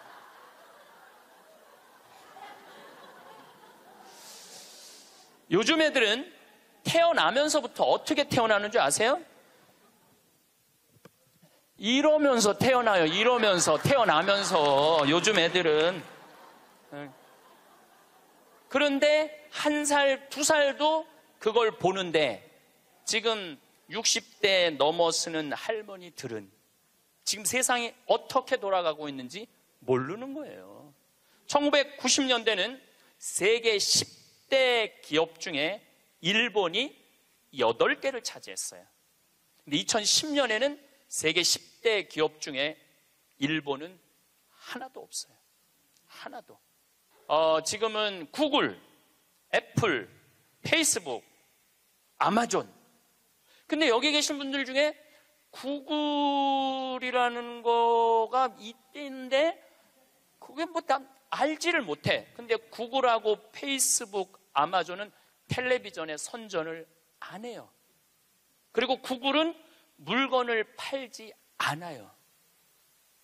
인터넷으로만 파는데 이 기업의 가치는 700조예요. 700조. 그래갖고 이 요즘 오로지 이 휴대폰 컴퓨터가 시장이 얼마냐면 4,300조예요. 4,300조. 상상도 못할 만큼 크죠. 제가 산호세에 있는 구글 본사에를 갔었어요. 정말로 기가 막히더라고요. 왜냐하면 모든 복도에 먹을 걸 다 놔둬요. 직원들을 위해서. 그리고 거기서 자기가 중간에 뭐 일하다가 수영하고 싶으면 요만한데 물 이렇게 내려와갖고 수영도 하고 모든 식당의 밥을 다 먹을 수 있어. 근데 걔네들은 물건을 팔지 않아요. 그런데도 어마어마한 돈을 벌어요. 그게 뭐 때문이냐면 컴퓨터, 휴대폰 때문에 그래요. 세상은 너무나 많이 변하고 있죠. 제가 논문을 쓸 때 타자기로 논문을 썼어요. 근데 딱 신부가 되니까 286 컴퓨터, 386 컴퓨터, 486 컴퓨터, 586 컴퓨터, 메가 컴퓨터, 기가 컴퓨터가 나왔어요. 그때는 막 이만한 건데 요즘은 요만한 컴퓨터로 나와요. 제가 왜 이런 말씀을 드리느냐 하면 50살 이상부터는 컴퓨터에 대해서 깜깜해요. 휴대폰에 대해서 깜깜해요. 세상은 컴퓨터, 휴대폰 세상으로 살아가고 있는데 여기 계신 분들은 깜깜이로 살아가는 거야. 깜깜이로 살아가는 거예요. 그런데 문제는 뭐 그런 거 있어도 무슨 문제야. 그냥 살면 되지. 그런데 깜깜한 상태로서 몇 년을 살아야 되느냐 하면은 50년을 더 살아야 돼요. 깜깜한 상태에서 50년을. 우리 생태마을에 오늘도 이제 피정객들이 들어와 계신데 저녁에 프로그램이 제 강의 말고도 7시부터 8시까지는 별 이야기를 해요. 우주에 관련된. 우리가 이제 생태마을이잖아요. 우주에 관련된. 근데 너무너무 좋아해요. 사람들이. 그 이야기를. 그 하는 선생님이 그 공부를 많이 하셨어요. 그래갖고 캐나다에서 오신 분들이 그 별 이야기를 듣고 우리 캐나다 토론토에도 와서 강의해달라고 그럴 정도로. 그래서 그 선생님이 신부님 덕분에 내가 캐나다 가서 강의하게 생겼다고. 그리고 8시부터는 이번에 7월 1일 날 주교님께서 우리 생태마을에 많은 피정객들이 오니까 시카고 대학에서 상담 심리 박사학위를 딴 신부님을 보내주셨어요. 이 신부님은 8시부터 9시까지 무슨 프로그램을 하느냐면 별별 이야기를 해요. 별별 이야기를 다 해보자 이거야. 별별 이야기를. 그래서 이제 뭐 마음이 답답한 분들이 원두막에 모닥불 펴놓고 이야기를 원래는 1시간 하는데 대개 2시간에서 2시간 반 한대요. 근데 할머니 한 분이 별별 이야기를 하는데 이 할머니 하는 말이 그 신부님한테 신부님 나는 일생 남 피해 준 적도 없고 죄 진 적도 없고 신앙생활 열심히 했다는 거예요.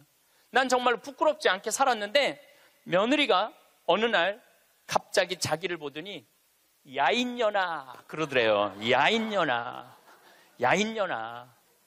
내가 무슨 죄를 졌다고 며느리한테 그 소리를 들어야 되느냐고. 나는 억울해 죽겠다고 1시간 반을 하소연을 하더래요. 내가 그 얘기를 듣고 우리 상담 소장 신부님한테 그랬어요. 그 할머니가 정말로 모르는 게 하나 있다. 그 할머니가 정말로 잘못한 거는 안 죽고 오래 사는 게 잘못한 거다. 그 할머니의 잘못은 안 죽은 거다. 안 죽은 거. 옛날에는 집안에 그 장수하는 어르신이 있으면 집안에 가문의 자랑이었어요. 근데 참 재미난 설문조사가 있었어요. 명문대학교야. 요 근처에 있는 명문대학교 학생들한테 물어봤어요. 10년 전에 부모님이 몇 살까지 살기를 원하느냐고. 근데 10년 전에 명문대학 학생들이 답을 했는데 65세. 부모님이 65세까지 살았으면 좋겠다는 거예요. 근데 또 5년 후에 또 조사를 해봤어요. 똑같은 신입생들한테 부모님들이 몇 년 더 살았으면 좋겠느냐고. 그랬더니 5년 전에는 63세로 줄어들었어요. 부모님이 63세까지 살았으면 좋겠다는 거예요. 근데 얼마 전에 또 똑같은 설문조사를 신입생들한테 했더니 몇 살까지 살았으면 좋겠냐고 그랬더니 60살까지 살았으면 좋겠다는 거예요. 다시 말해서 여기 계신 여러분들은 다 죽어야 돼. 애들의 바램이라면은 다 죽어야 돼. 그런데 부모님 생각하고 자식 생각하고는 너무너무 다른 거예요. 부모님은 손자도 보고 싶고 증손자도 보고 싶고, 그런데 자식들은 다 키웠고 할 일 다 했으니까 죽어라 이거예요. 죽어라. 제가 왜 비행기 얘기도 하고 휴대폰 얘기도 했느냐 하면, 세상은 너무나 많이 변하고 있어요. 그런데 누가 세상의 변화를 못 읽느냐 하면, 여기 계신 50대, 60대, 70대 되신 분들이 세상이 어떻게 돌아가는지 모르고 있는 거예요. 그게 큰 문제라는 거예요. 그걸, 세상이 돌아가는 걸 알면 대처를 할 텐데, 세상 돌아가는 거에 대해서 알지를 못하니까 야인녀나 이 소리를 듣는 거예요. 그러니까 여러분들 며느리한테 야인녀라는 소리 안 들으려면 어떻게 하면 좋아? 아니지, 죽으라는 얘기가 아니야. 죽으라는 얘기가 아니라 자식하고 같이 살 생각을 처음부터 하지 말아야죠. 왜 자식하고 같은 집에서 살아요? 그러니까 그런 마음으로 인생을 바라봐야 된다는 거예요. 그런데 아마 2040년에는 아마 제 생각에는 아이를 거의 낳지 않을 거예요. 여러분들, 내가 조금 전에 교도소 아주 굉장히 높은 분을 만나고 왔는데, 교도소에 죄수 한 명 1년에 돌보는데 들어가는 돈이 2,500만 원이래. 2,500만 원. 일주일에 한 번씩 고기 80년대부터 나왔대. 그리고 요즘 보리가 비싸갖고 다 쌀밥 준대. 다 쌀밥 준대. 보리가 비싸갖고. 그러면은 2,500만 원을 들여갖고 그 사람들을 감옥에다가 집어 넣는 게 낫느냐? 그 사람들 한 달에 200만 원씩 줘가면서 이 세상에서 건강하게 사느냐? 그게 어디가 좋을 것 같아요? 뭐가 좋을 것 같아? 세상에 나와갖고 한 달에 200만 원씩 국가가 줘갖고 쓰는 게 나라 경제에도 도움이 되는 거예요. 우리가 이 자본주의 국가, 민주주의 국가에서 돈을 아낀다고 이게 국가가 돌아가는 게 아니에요. 옛날에 못 먹고 못 살 때는 아껴야지. 근데 지금 대한민국은 돈이 흘러 넘쳐요. 돈이 흘러 넘쳐요. 이거를 골고루 온 국민들한테 다 보내야 돼. 근데 첫 번째 보내는 건 교육비 전액 국가가 부담하는 거예요. 두 번째는 할머니, 할아버지들 국가가 책임지는 거예요. 그러면은 나라는 잘 돌아가게 있어요. 죄도 없어지고 범죄도 없어지고. 학교는 그럼 어떻게 해야 되느냐? 학교 가서는 공부 가르치면 안 돼요. 경쟁을 가르치면 안 되고, 사랑하는 방법, 이웃을 배려하는 방법, 협동하는 방법, 재미있게 사는 방법, 노래하고 춤추고 놀이를 가르치면은 대한민국은 정말로 행복한 나라가 될 거예요. 근데 우리는 경쟁만 앞세우는 거예요. 1등만 앞세우는 거예요. 그래서 애들이 참 착하잖아요. 그리고 순한 애들한테 뭐라고 그러냐면, 너 그렇게 착해 빠져갖고 어떻게 이 세상을 살라고 그래? 너 독하게 마음 먹고 살아야 돼, 세상. 그러니까 계속 독해라고 그러니까 애들이 중학교, 고등학교만 되면 독해져 있어, 애들이. 독해져 있어요. 이게 지금 대한민국이 뭐가 잘못된 거죠. 이제 앞으로 20년, 30년 후에는 우리가 굳이 공장에 가서 일하지 않아도 돼요. 왜냐하면 누가 다 할 거냐면 로봇가 다 해요. 그러면은 앞으로 20년, 30년 후에 대한민국이 행복하려면 어떻게 해야 되냐면, 국민들이 뭐에 정통해야 되냐면 인문학에 정통해야 돼.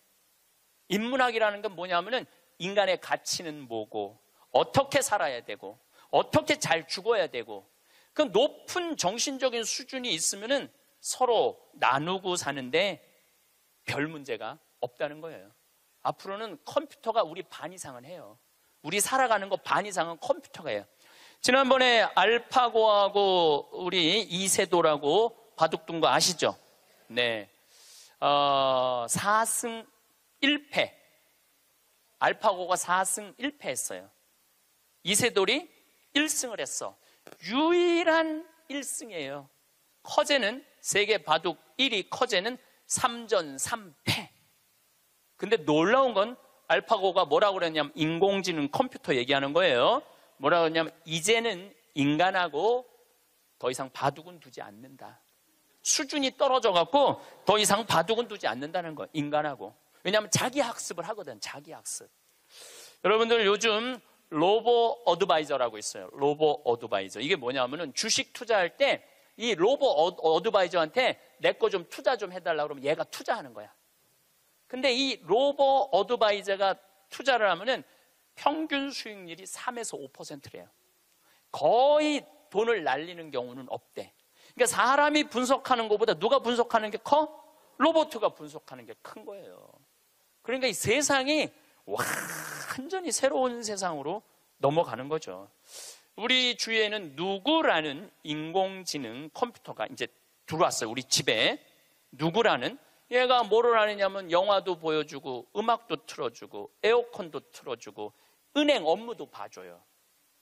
기가 막힌 거예요. 대화도 해주고 주인님 일어나시라고 그러고.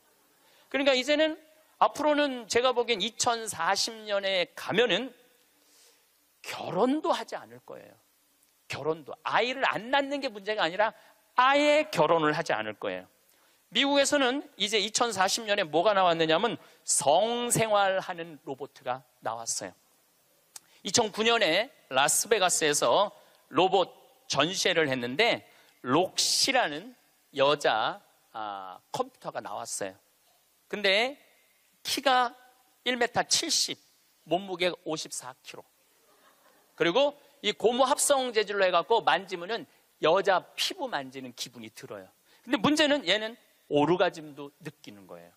그러니까 굳이 이제 결혼 안 해도 돼. 아니 왜 굳이 머리 복잡한 여자하고 살아? 아니 같이 잠자리도 해주는 로봇 록시가 나왔는데 근데 이게 가격이 얼마냐면 1,000만 원이야.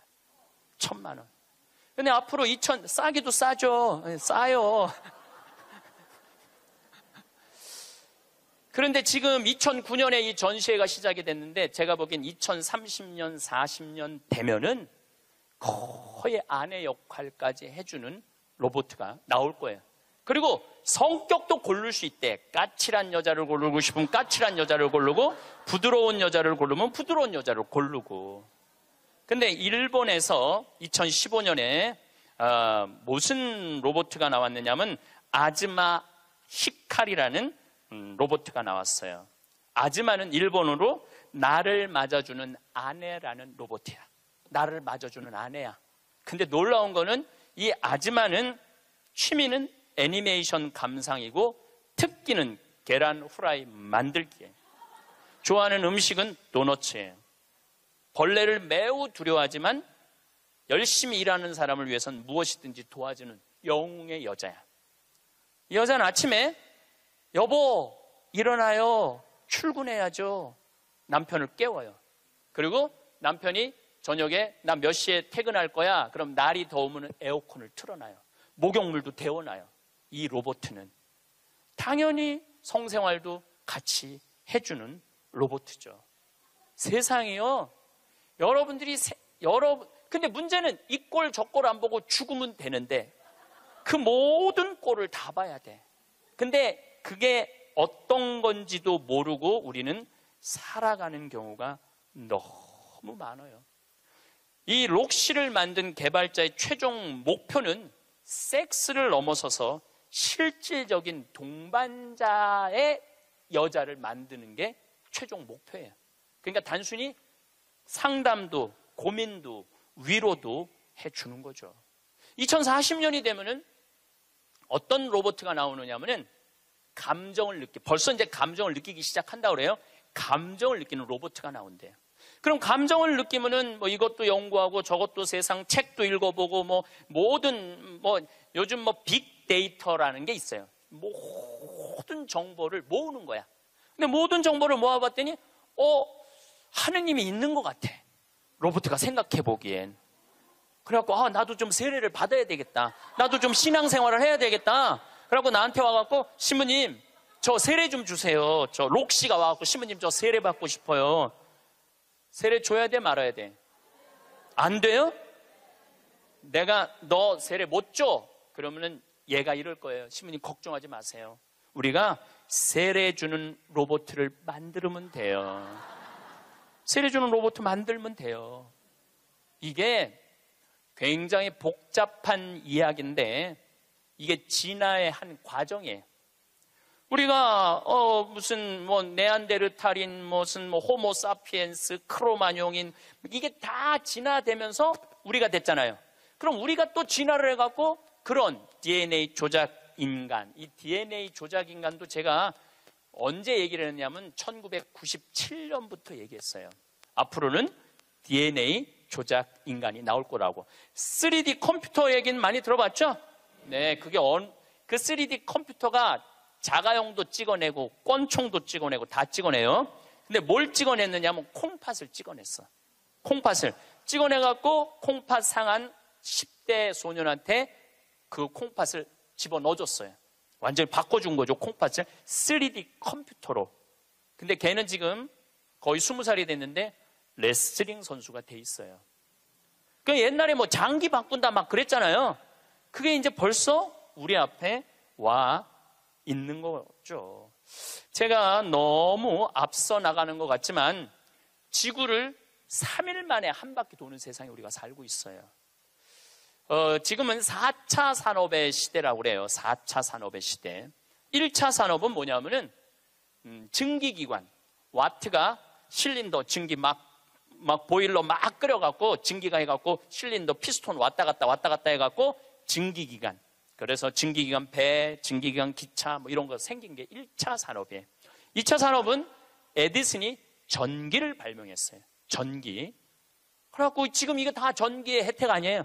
지금 우리가 전기 없으면은 한순간도 못 살 거예요. 여러분들 냉장고, 밥하는 거, 뭐 뭐든지 세탁기 다 뭘로 돌려? 전기로 돌려요. 그런데 1980년대부터 본격적으로 이제는 누구의 시대가 왔느냐면 컴퓨터 시대가 왔어요. 거기에 혁신적인 사람이 벌써 죽었지만 스티브 잡스라는 사람이에요. 이제는 컴퓨터가 이제 끝나갖고 인공지능이 와갖고 이제는 4차 산업의 시대로 접어들고 있어요. 4차 산업. 4차 산업의 시대는 우리 인간하고 DNA 조작 인간하고 그 다음에 인공지능 인간하고 공유하는 세상이 온다는 거예요. 공유하는 세상이 완전히 새로운 세상이 펼쳐지죠. 그 며칠 전에 우리 동창 신부 25주년이라 미사 같이 봉헌을 했어요. 내가 너무너무 사랑하는 동창 신부라 분당에 가갖고 근데 또 뭐 같은 신부님이 와갖고 얘기를 하는데 자기가 오스트리아 대사가 자기를 초청해갖고 오스트리아를 갔는데 아주 시골을 갔대요.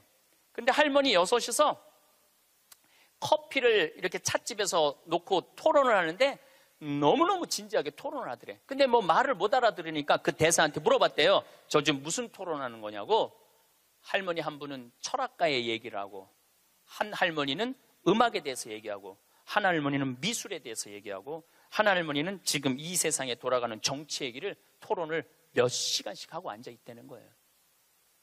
근데 그거는 저는 뭐 유럽을 다닐 때도 그렇고 미국을 다닐 때도 그렇게 토론한 할머니 할아버지들이 토론하는 모습을 많이 봐요. 또 자식 손자들한테도 그 깊은 얘기를 해줘요. 근데 대한민국의 할머니들을 이렇게 가만히 생각해 보면은 그렇게 토론을 할 수 있는 할머니들이 얼마나 있을까? 이거 물어보고 싶어요. 이제 그냥 밥 먹고 살고 밥 먹고 사는 세상은 지났어요. 이제 여러분들은 텔레비에서 말하는 인문학은 그 젊은 사람들 게 아니고 배운 사람들 게 아니야. 바로 여기 계신 여러분들 거예요. 그래서 인문학 강의. 근데 사실 여기 오신 분들은 아무 문제가 없어. 강의 들으러 여기 왔잖아요. 이 긴 시간. 뭔가 듣는 여러분들은 정신이 깨죠. 정신이 깨요. 근데 듣지도 않고 변화에 대해서 들여다보지 않는 분들은 참 답답한 거예요. 그 시대는 변하는데 나만 안 변해. 그 시대는 변하는데 나만 안 변하는 사람들을 내가 이번에 미국 가서 보고 왔어요. 미국에 가보니까 70년대 이민 간 분들은 70년대 한국만 생각해. 80년대 이민 간 분들은 80년대 한국만 생각해. IMF 때 쫄딱 망했을 때 이민 간 분들은 그때만 생각을 해. IMF 우리가 탈출한 지가 얼만데. 그러니까 70년대 이민 간 분들 얘기를 들어보면 폰이 미국으로 수출했거든요. 그러면 미국의 길에 서 있는 건 다 폰이라는 거야. 그거 무슨 깡통 찌그러뜨려갖고 포니를 만들어갖고 수출을 했다고 그래요. 그러니까 자기는 한국차 안 산다는 거예요. 근데 포니 만든 지가 언젠데 아직 포니 얘기를 해. 한국에 포니도 없는데. 그리고 내가 우리나라 차들을 타보면은요, 벤츠, BMW 부럽지 않아요. 정말로 차 잘 만들어요. 그런데 70년대 생각만 하는 거예요. 들여다볼 기회가 없으니까. 한국에 30년 동안 안 와봤으니까 그때 얘기만 하는 거예요. 또 이번에 시카고 강의를 갔는데 시카고는 눈이 많이 온대요. 근데 이 시카고는 눈이 오면은 눈 떨어지기 전에 제설차가 기다리고 있다가 눈이 떨어지면 다 친대. 내가 강원도 산다니까 강원도는 제설차가 2대밖에 없지만은 우리는 눈 떨어지기 전에 다 친다는 거예요. 그분은 80년대 이민 간 분이에요. 제가 강원도 평창에서 살잖아요. 평창도 요즘 눈 떨어지기 전에 제설차 기다리고 있다가 떨어지기 전에 다 쳐요. 염화칼슘 뿌리고. 제가 12월 달에 매일 강의 나오잖아요. 거기 눈 많이 와요. 그러면은 새벽에 보면 다 눈 치는 소리가 들려요. 그러면은 운전하고 나오는 거예요. 그러니까 모르는 거지. 들여다보질 않았으니까. 그리고 자기가 옳다고 고집 주장을 피는 거죠. 근데 가만히 내가 미국에 이민 가신 분들을 보니까 이분들은 미국 책도 안 읽고 한국 책도 안 읽더라고. 근데 미국에 이민 간 분들이 대개 경력을 보면 서울대 졸업한 분들 많아요. 영어 할 줄 알아야지 가잖아요. 그런데도 변화에 적응하지 않으니까 못 견디더라고요. 사람은요, 끝도 없이 공부를 해야 돼요. 제가 미국에 가서 이 얘기를 꼭 해요. 우리나라는 버스를 타고 가다가 앞에 데모를 해. 그럼 버스에 뭐라고 떠요? 목적지까지 제 시간에 못 갈 것 같다. 여기 내려갖고 지하철 몇 호선 여기 있으니까 타고 가면은 될 것 같다. 그런 자막이 떠. 그리고 내가 오는 내 차 기다리는 차가 그거 전부 다 뜨죠? 예. 미국은 상상도 못하는 일이에요. 미국은. 나라가 커갖고 그렇게 할 수가 없어. 우리나라처럼 이 IT 기술이 잘 돼 있는 나라는 세계에서도 없어요. 다니면 얼마나 답답한지 몰라요. 다른 나라 다녀보면은. 저는 지금 총 60개 나라를 다녔고 미국을 벌써 10번도 더 왔다 갔다 하고 전 세계를 돌아다녀 보잖아요.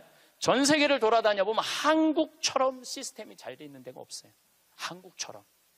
요즘 이제 동계 올림픽 한다고 영동 고속도로를 다시 깔았거든요. 제가 오늘도 이렇게 나오면서 이거는 고속도로가 아니야. 비단길이야. 얼마나 곱게 깔아놨는지 비단길이에요. 이런 도로를 가진 나라가 그렇게 많지 않아요. 미국도 도로 기가 막히게 잘 깔아요. 걔네들은 정말 상상도 못할 만큼 잘 깔아요. 미국 사람들. 그래도 이 영동고속도로만큼 비단길은 없더라고요. 우리나라가 돈도 많고 참 좋은 나라예요. 한 세대 만에 원조 받는 나라에서 원조 해주는 나라로 바뀌었어요. 이거는 전 세계에서 대한민국밖에 없어요. 지금 코트라 활동 대단해요. 또 제가 영남대학 무슨 많은 대학을 이렇게 다녀보면은 서울대학도 마찬가지고 무슨 각 대학마다 제3국에 있는 나라 학생들을 데려다가 공부를 시켜요. 그리고 석박사 과정. 그리고 공부만 시키는 게 아니야. 활동비, 생활비, 전세비 다 줘요. 그래갖고 여기서 공부하고 거기 가면은 집도 한 채 한대요. 그러니까 우리나라가 그렇게 지금 많이 도와주고 있는 나라예요. 원조 받는 나라에서 원조 해주는 나라로 바뀐 대단한 나라예요. 그리고 개발도상국 동남아시아 국가에서 가장 닮고 싶은 나라 1위는 어디냐면 대한민국이에요. 대한민국을 가장 닮고 싶어요. 그러니까 한국어를 그렇게 많이 배우는 거예요. 여기저기서 한국어를 많이 배우는 거예요. 아시아 국가 중에 민주주의도 1위예요. 미국이 민주주의 지수가 19위, 일본이 20위, 우리나라가 21위예요. 나는 내가 보기엔 미국보다 대한민국이 더 민주주의가 좋은 것 같아. 왜냐하면 경찰서에서 술 먹고 난동 부리고 의자 내던지는 나라는 대한민국밖에 없어요. 공무원들도 마찬가지예요. 뭐 공무원들 부패 지수가 높다고 그러지만은 그건 높은 사람들이고, 요즘 젊은 공무원들, 그 어려운 시험 봐서 통과한 공무원들은요, 오늘도 우리 이 직원이 무슨 우리 이제 생태마을 물건 허가 때문에 읍에 들어갔다 왔는데 그렇게 친절하게 설명을 해주고 도와주더라는 거예요. 근데 미국이나 뭐 유럽이나 가보면요, 공무원들이요 얼마나 고압적인데요. 기다리라고 그러면 일주일도 기다려야 되고 2주일도 기다려야 돼. 참 좋은 나라에서 살고 있는 거예요, 여러분들. 세계에서 최단 기간 IMF를 극복한 나라는 우리나라밖에 없어. 3년 8개월 만에. 이것도 금 모은 나라. 대단하지 않아요? 한글의 기적, 문맹률이 1.7%밖에 안 돼요. 98%가 글을 읽을 수 있는 나라예요. 정말로 내가 보는 대한민국은 위대하고 대단한 나라야. 그래서 대한민국을 뭐라고 부르느냐면 대단해서 대한민국이라고 그러는 거야. 대단해서 대한민국이라고. 더 놀라운 건 1970년대에서부터 2010년까지 필리핀은 국민소득이 10배 증가했어요. 필리핀이 1970년서부터 2010년까지 40년 만에. 그러니까 1970년대는 필리핀이 우리보다 잘 살았다는 얘기죠. 근데 1970년서부터 2010년까지 필리핀은 10배 늘었는데 대한민국은 몇 배가 국민소득이 늘었느냐면 82배가 늘었어요. 82배. 상상을 초월할 만큼 우리가 돈도 많이 버는 나라예요. 중소기업 대표로 은퇴 3년 차인 박모 씨. 회사 생활을 할 때 일도 잘하고 애살이 있어서 열심히 키웠던 아끼는 후배가 있었다고 합니다. 그 후배가 모친상을 당했다는 연락을 받고 먼 거리였지만 아내와 함께 몇 시간을 운전해 갔는데 손님도 문상객도 거의 없다시피 하여 1시간을 넘게 둘이 앉아 있다가 왔다고 합니다. 서울에서 출발해서 가다 보니 낮 시간대에 도착해 다른 손님들이 거의 없었고 분명히 후배도 나와 인사를 나누고 조의금 또한 두둑히 넣었는데 무슨 이유에서인지 장례식장을 다녀온 후로 별다른 인사나 연락 한 통 없어서 굉장히 실망했다고 토로한 적이 있습니다. 함께 회사 생활을 할 때는 간이며 쓸개며 다 빼줄 것처럼 귀찮을 정도로 옆에 찰싹 붙어서 이것저것 물어보고 살갑게 굴더니 이제는 은퇴하고 더 이상 만날 일도 없고 나에게 잘 보일 일도 없어서 그런가 싶어서 굉장히 섭섭하고 속상했다고 털어놓았는데요. 많은 50, 60대 분들이 현역 시절에는 그래도 나름 잘 나가고 인간관계도 좋았는데 은퇴 후 사람 간의 관계가 멀어지거나 계속 관계를 이어가기가 어렵다고 말합니다. 그래서 오늘은 은퇴 후 절대 만나지 말아야 할 사람들에 대해서 말씀드리겠습니다. 은퇴 후 만나면 안 되는 사람 첫 번째는 다녔던 회사 사람들입니다.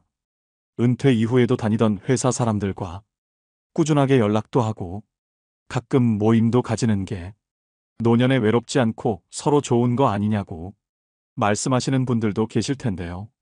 사람들은 흔히 직장에서 맺은 인간관계가 은퇴 후에도 지속될 것으로 기대하곤 합니다.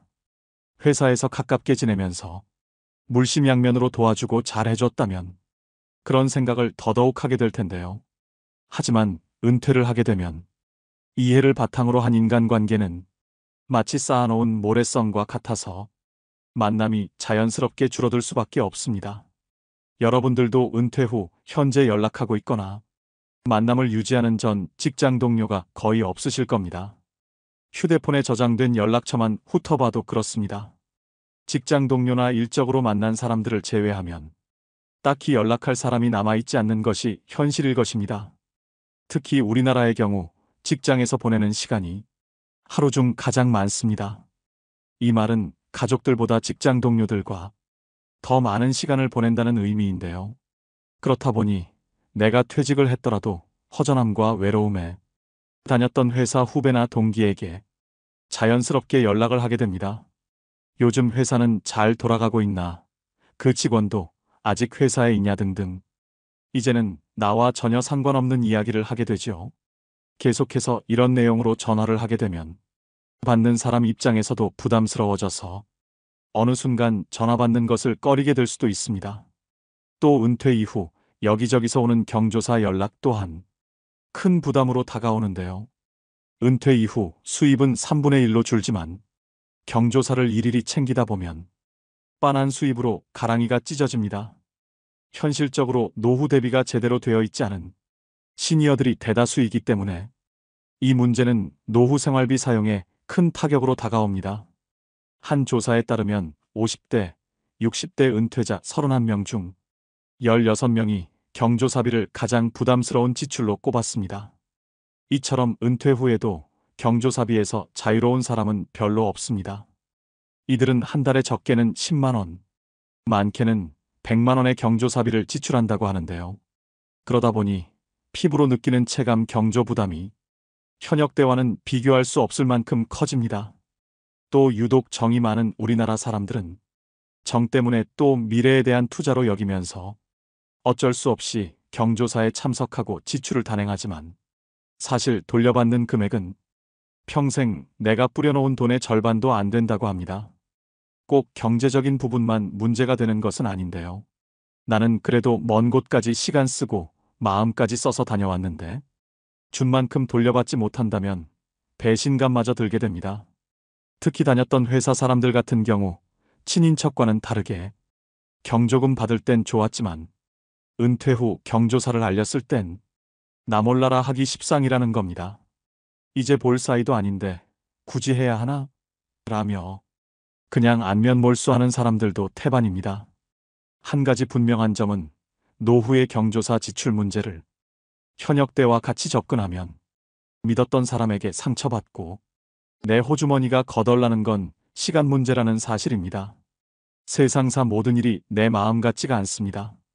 나는 경조사에 꼬박꼬박 참석하고 부조도 체면 생각해서 부족하지 않게 넣었는데 모든 사람들이 내 마음 같지는 않은 법이죠. 노년의 경조사비 지출을 이제부터라도 현명하게 대처하셔야 됩니다. 내가 꼭 챙기고 싶은 경조사가 있다면 굳이 먼 곳까지 참석하기보다는 부조금만 보내는 것도 한 가지 방법입니다. 끊임없는 경조사비 지출에 고민 그만하시고 당장 은퇴를 하고 나면 앞으로의 내 노후를 홀로서기 할 준비를 하셔야 합니다. 굳이 다녔던 회사 사람들과 만나서 나와는 상관없는 비생산적인 이야기만 오고 갈 것이며 내가 알지 못하는 회사 이야기라도 나오면 어느 순간 그 자리가 어렵고 부담스러워질 수 있습니다. 일본의 한 은퇴 전문가는 늦어도 60세 이후부터는 인간관계를 은퇴형으로 바꾸라고 조언합니다. 늦어도 50대, 60대부터는 새로운 인간관계를 만들기 시작해야 합니다. 아시다시피 인간관계라고 하는 것이 하루아침에 갑자기 만들어지는 것은 아닙니다. 내 곁에 좋은 사람을 두고 좋은 영향을 받고자 한다면 그 사람에게도 꾸준하게 관심과 사랑을 베풀어야 합니다. 나이 들수록 어떤 사람을 곁에 두냐에 따라 내 노후의 질이 달라집니다. 이 말은 누구라도 부정하지 못할 텐데요. 끼리끼리라는 말 들어보셨을 겁니다. 지혜로운 사람을 곁에 두는 것은 무엇보다 길어진 노후의 시간을 어떻게 보내느냐 하는 문제와도 직결되어 있습니다. 그럼 대체 새로운 인간관계는 어디에서 만들어야 되냐라고 물어보시는 분들이 계실 텐데요. 그것은 바로 내가 사는 인근이 될 수 있을 것입니다. 한창 회사 생활을 할 때는 내 거주지 주변을 둘러볼 기회가 별로 없습니다. 은퇴 후 노후를 보낼 지역을 찾았다면 이제는 대부분을 그곳에서 머물게 되기 때문에 이 라이프 타운에서 좋은 친구나 인연을 만드는 것이 무엇보다 중요합니다. 구체적인 방법으로는 근처 복지관이나 도서관, 지역센터에서 운영하는 각종 프로그램에 참여해보는 것이 좋습니다. 또 파크 골프나 탁구, 그림 그리기 등 자신과 잘 맞는 활동을 꾸준히 하다 보면 비슷한 가치관이나 관심사를 가진 친구를 만나게 될 가능성이 높습니다. 노후에는 가족과 보내는 시간도 중요하지만 가족과는 별개로 친구와 노후를 보내는 것 또한 무척 중요합니다. 은퇴 후 만나면 안 되는 사람 두 번째, 돈 얘기하는 사람입니다. 일반적으로 은퇴를 하고 나면 그동안 모아둔 노후 자금도 있을 것이고 퇴직금과 같은 목돈이 생길 수 있기 때문에 아무래도 이 시기가 어쩌면 살아가면서 수중에 돈이 제일 많은 순간이 될 수 있습니다. 이 퇴직금이란 목돈은 내가 퇴직하고 나서 새로운 인생을 이모작할 때까지 버티라고 주는 돈이라고 볼 수 있는데요. 퇴직하기 전까지 고정적으로 들어가는 생활비가 있을 텐데요. 예를 들어 한 달 생활비로 300만 원씩 쓰던 것을 퇴직 후 절반 이상으로 줄여야 될 수도 있습니다. 물론 퇴직금 외에도 모아놓은 현금성 자산이 많고 연금도 매달 500씩 꼬박꼬박 들어온다면 앞으로 남은 노후가 크게 문제 없겠지만 앞서 말씀드렸다시피 대부분의 은퇴자들은 노후 준비를 충분히 해놓지 못한 분들이 더 많습니다. 그래서 은퇴 후 생활비를 먼저 줄이는 것이 급선무인데요. 뭐부터 줄여야 할지도 모르겠고 막상 줄이자니 딱히 줄일 것도 없어 보입니다. 그래서 퇴직한 시점에 맞추어 계약직 일자리나 시급제 아르바이트라도 찾아서 노후 생활비를 최대한 충당해 두시고 아껴서 생활비로 사용하셔야 됩니다. 노후가 길어지는 만큼 그래도 턱없이 부족한 노후 자금을 어떻게 마련해야 하나 고민이실 텐데요. 한편 은퇴자들에게 퇴직금이란 목돈이 생기면 어떻게 귀신같이 알고 많은 사기꾼들이 들러붙습니다. 이때 가장 중요한 것은 인생은 한방이지 하며 사기 수법인 줄도 모르고 사기꾼들의 화려한 언변에 속아 넘어가 자신의 노후 자금을 몰빵해버리는 분들이 있습니다. 은퇴 직후에 가장 중요한 것은 노후 자금은 크게 불려보겠다는 생각보다 지금까지 모아놓은 자금을 안전하게 지키는 일입니다. 은퇴 후에는 퇴직금을 포함한 노후 자금을 비상용 자금으로 잘 보관해 두시고 소일거리라도 찾으셔서 용돈이라도 버시는 게 정신 건강과 신체 건강에도 많은 도움이 됩니다. 근데 또 내 퇴직금을 통장에 넣어두면 어떻게 알고 주변 지인들에게서 돈 좀 빌려달라거나 좋은 투자처가 있다는 식으로 연락이 올 수 있습니다. 평소에는 잘 연락도 하지 않던 친구나 지인들이 어디에서 내가 퇴직했다 이야기를 들었는지 연락을 해옵니다. 은퇴 후 만날 친구나 전 직장 동료도 줄어들어 가뜩이나 공허하고 외롭던 찰나에 전에 알고 지내던 지인이나 가까운 친구에게서 연락이 오면 반가운 마음에 전화를 받아보면 갑자기 밥을 먹자고 합니다. 이렇게 오랜만에 친구 얼굴이나 한번 보고 밥이나 먹자고 나간 자리에서 서서히 본색을 드러냅니다. 곧 자신의 어려운 사정 이야기를 꺼냅니다. 자신이 여기에 투자해서 얼마를 벌었다. 좋은 투자처가 있는데 노후 자금을 많이 불릴 수 있다거나 하는 식의 얘기를 늘어놓습니다. 이처럼 사기는 사람의 간절함이 불안함을 이용하는 심리전입니다. 내가 지금은 퇴직한 지 얼마 지나지 않아. 당장은 꽤 큰 돈의 목돈이 있지만 언제까지 이 돈으로 노후를 보낼 수도 없고 아껴가며 산다 해도 언제 바닥을 드러낼지 모르기 때문에 이 돈을 그냥 묵혀두기보다 빨리 좋은 투자로 성공해 노후 자금을 한 푼이라도 더 벌어야겠다는 조급한 심리를 이용하는 것이죠. 사기꾼들은 처음부터 계획적으로 접근하고 친절하게 대하면서 사람이 긴장을 풀게 만듭니다. 이렇게 작정하고 속이기 때문에 여기에 속지 않을 사람이 얼마나 될까요? 바보나 저런 사기나 당하지라고 장담하는 분들이 많겠지만 세상 모든 일에 확신하거나 장담은 금물입니다. 은퇴 후에는 사회와 단절되어 현실감이 떨어지거나 순간적인 인지 부조화 등으로 판단력이 취약해질 수 있기 때문에 사기꾼의 표적이 되기 쉽습니다. 이 점을 항상 주의하셔야 됩니다. 보통 퇴직금이나 노후자금 사기꾼들의 수법은 이렇습니다.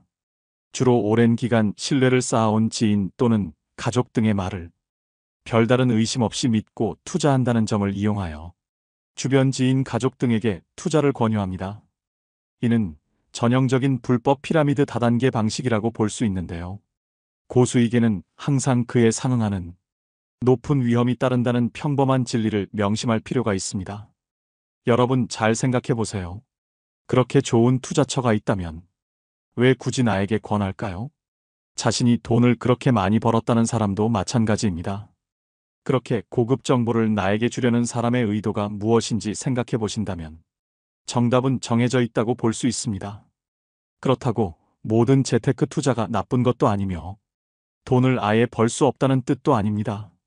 하지만 지금껏 직장 생활만 몇십 년씩 하신 분들이라면 퇴직 후 노후 자금이 점점 줄어드는 것을 보며 마음이 조급해져서 충동적으로 일을 그르칩니다. 지푸라기라도 잡는 심정으로 이 사람, 저 사람 만나보기도 하고 소위 전문가라고 하는 말만 번지르르한 사람들을 신뢰하게 되는데요. 우리가 할 수 있는 방법은 마음의 여유를 가지고 차근차근 공부하고 준비해야 된다는 것입니다. 퇴직 후 돈 200만 원 버는 거 참 쉽지 않습니다. 하지만 노후 자금 1억 날리는 것은 순식간일 수 있다는 것을 다시 한번 명심하시면 좋겠습니다. 이런 위험에 노출되지 않기 위해서는 은퇴 이후 외롭다고 아무나 만나시면 안 됩니다. 젊어서는 이 사람, 저 사람 만나보면서 사람 보는 눈을 키워야 되는 것이고 노년에는 살아온 연륜으로 사람을 가려 사귀어야 됩니다. 이상한 사람과 엮여 내 노후가 망가지는 것보다 혼자 고독을 즐기면서 취미 활동도 하고 가볍게 산책도 하는 것이 여러모로 내 인생에 도움이 됩니다. 그러자면 노후에는 더더욱 홀로서기 할 수 있는 힘을 키우셔야 됩니다. 마지막으로 친구 없이 혼자 편안한 사람들의 특징 4가지를 말씀드리면서 오늘의 영상 마무리하겠습니다. 첫 번째는 나에게 좋은 사람으로 살면 된다 는 원칙으로 살아갑니다. 혼자 잘 지내는 사람은 모두를 만족시키려고 애쓰지 않습니다. 적당한 관계라는 원칙으로 마음 편한 사람에게 집중하면 된다는 생각입니다. 그럼 이제 마음 편한 사람에게는 어떻게 대하는 것이 좋을까요?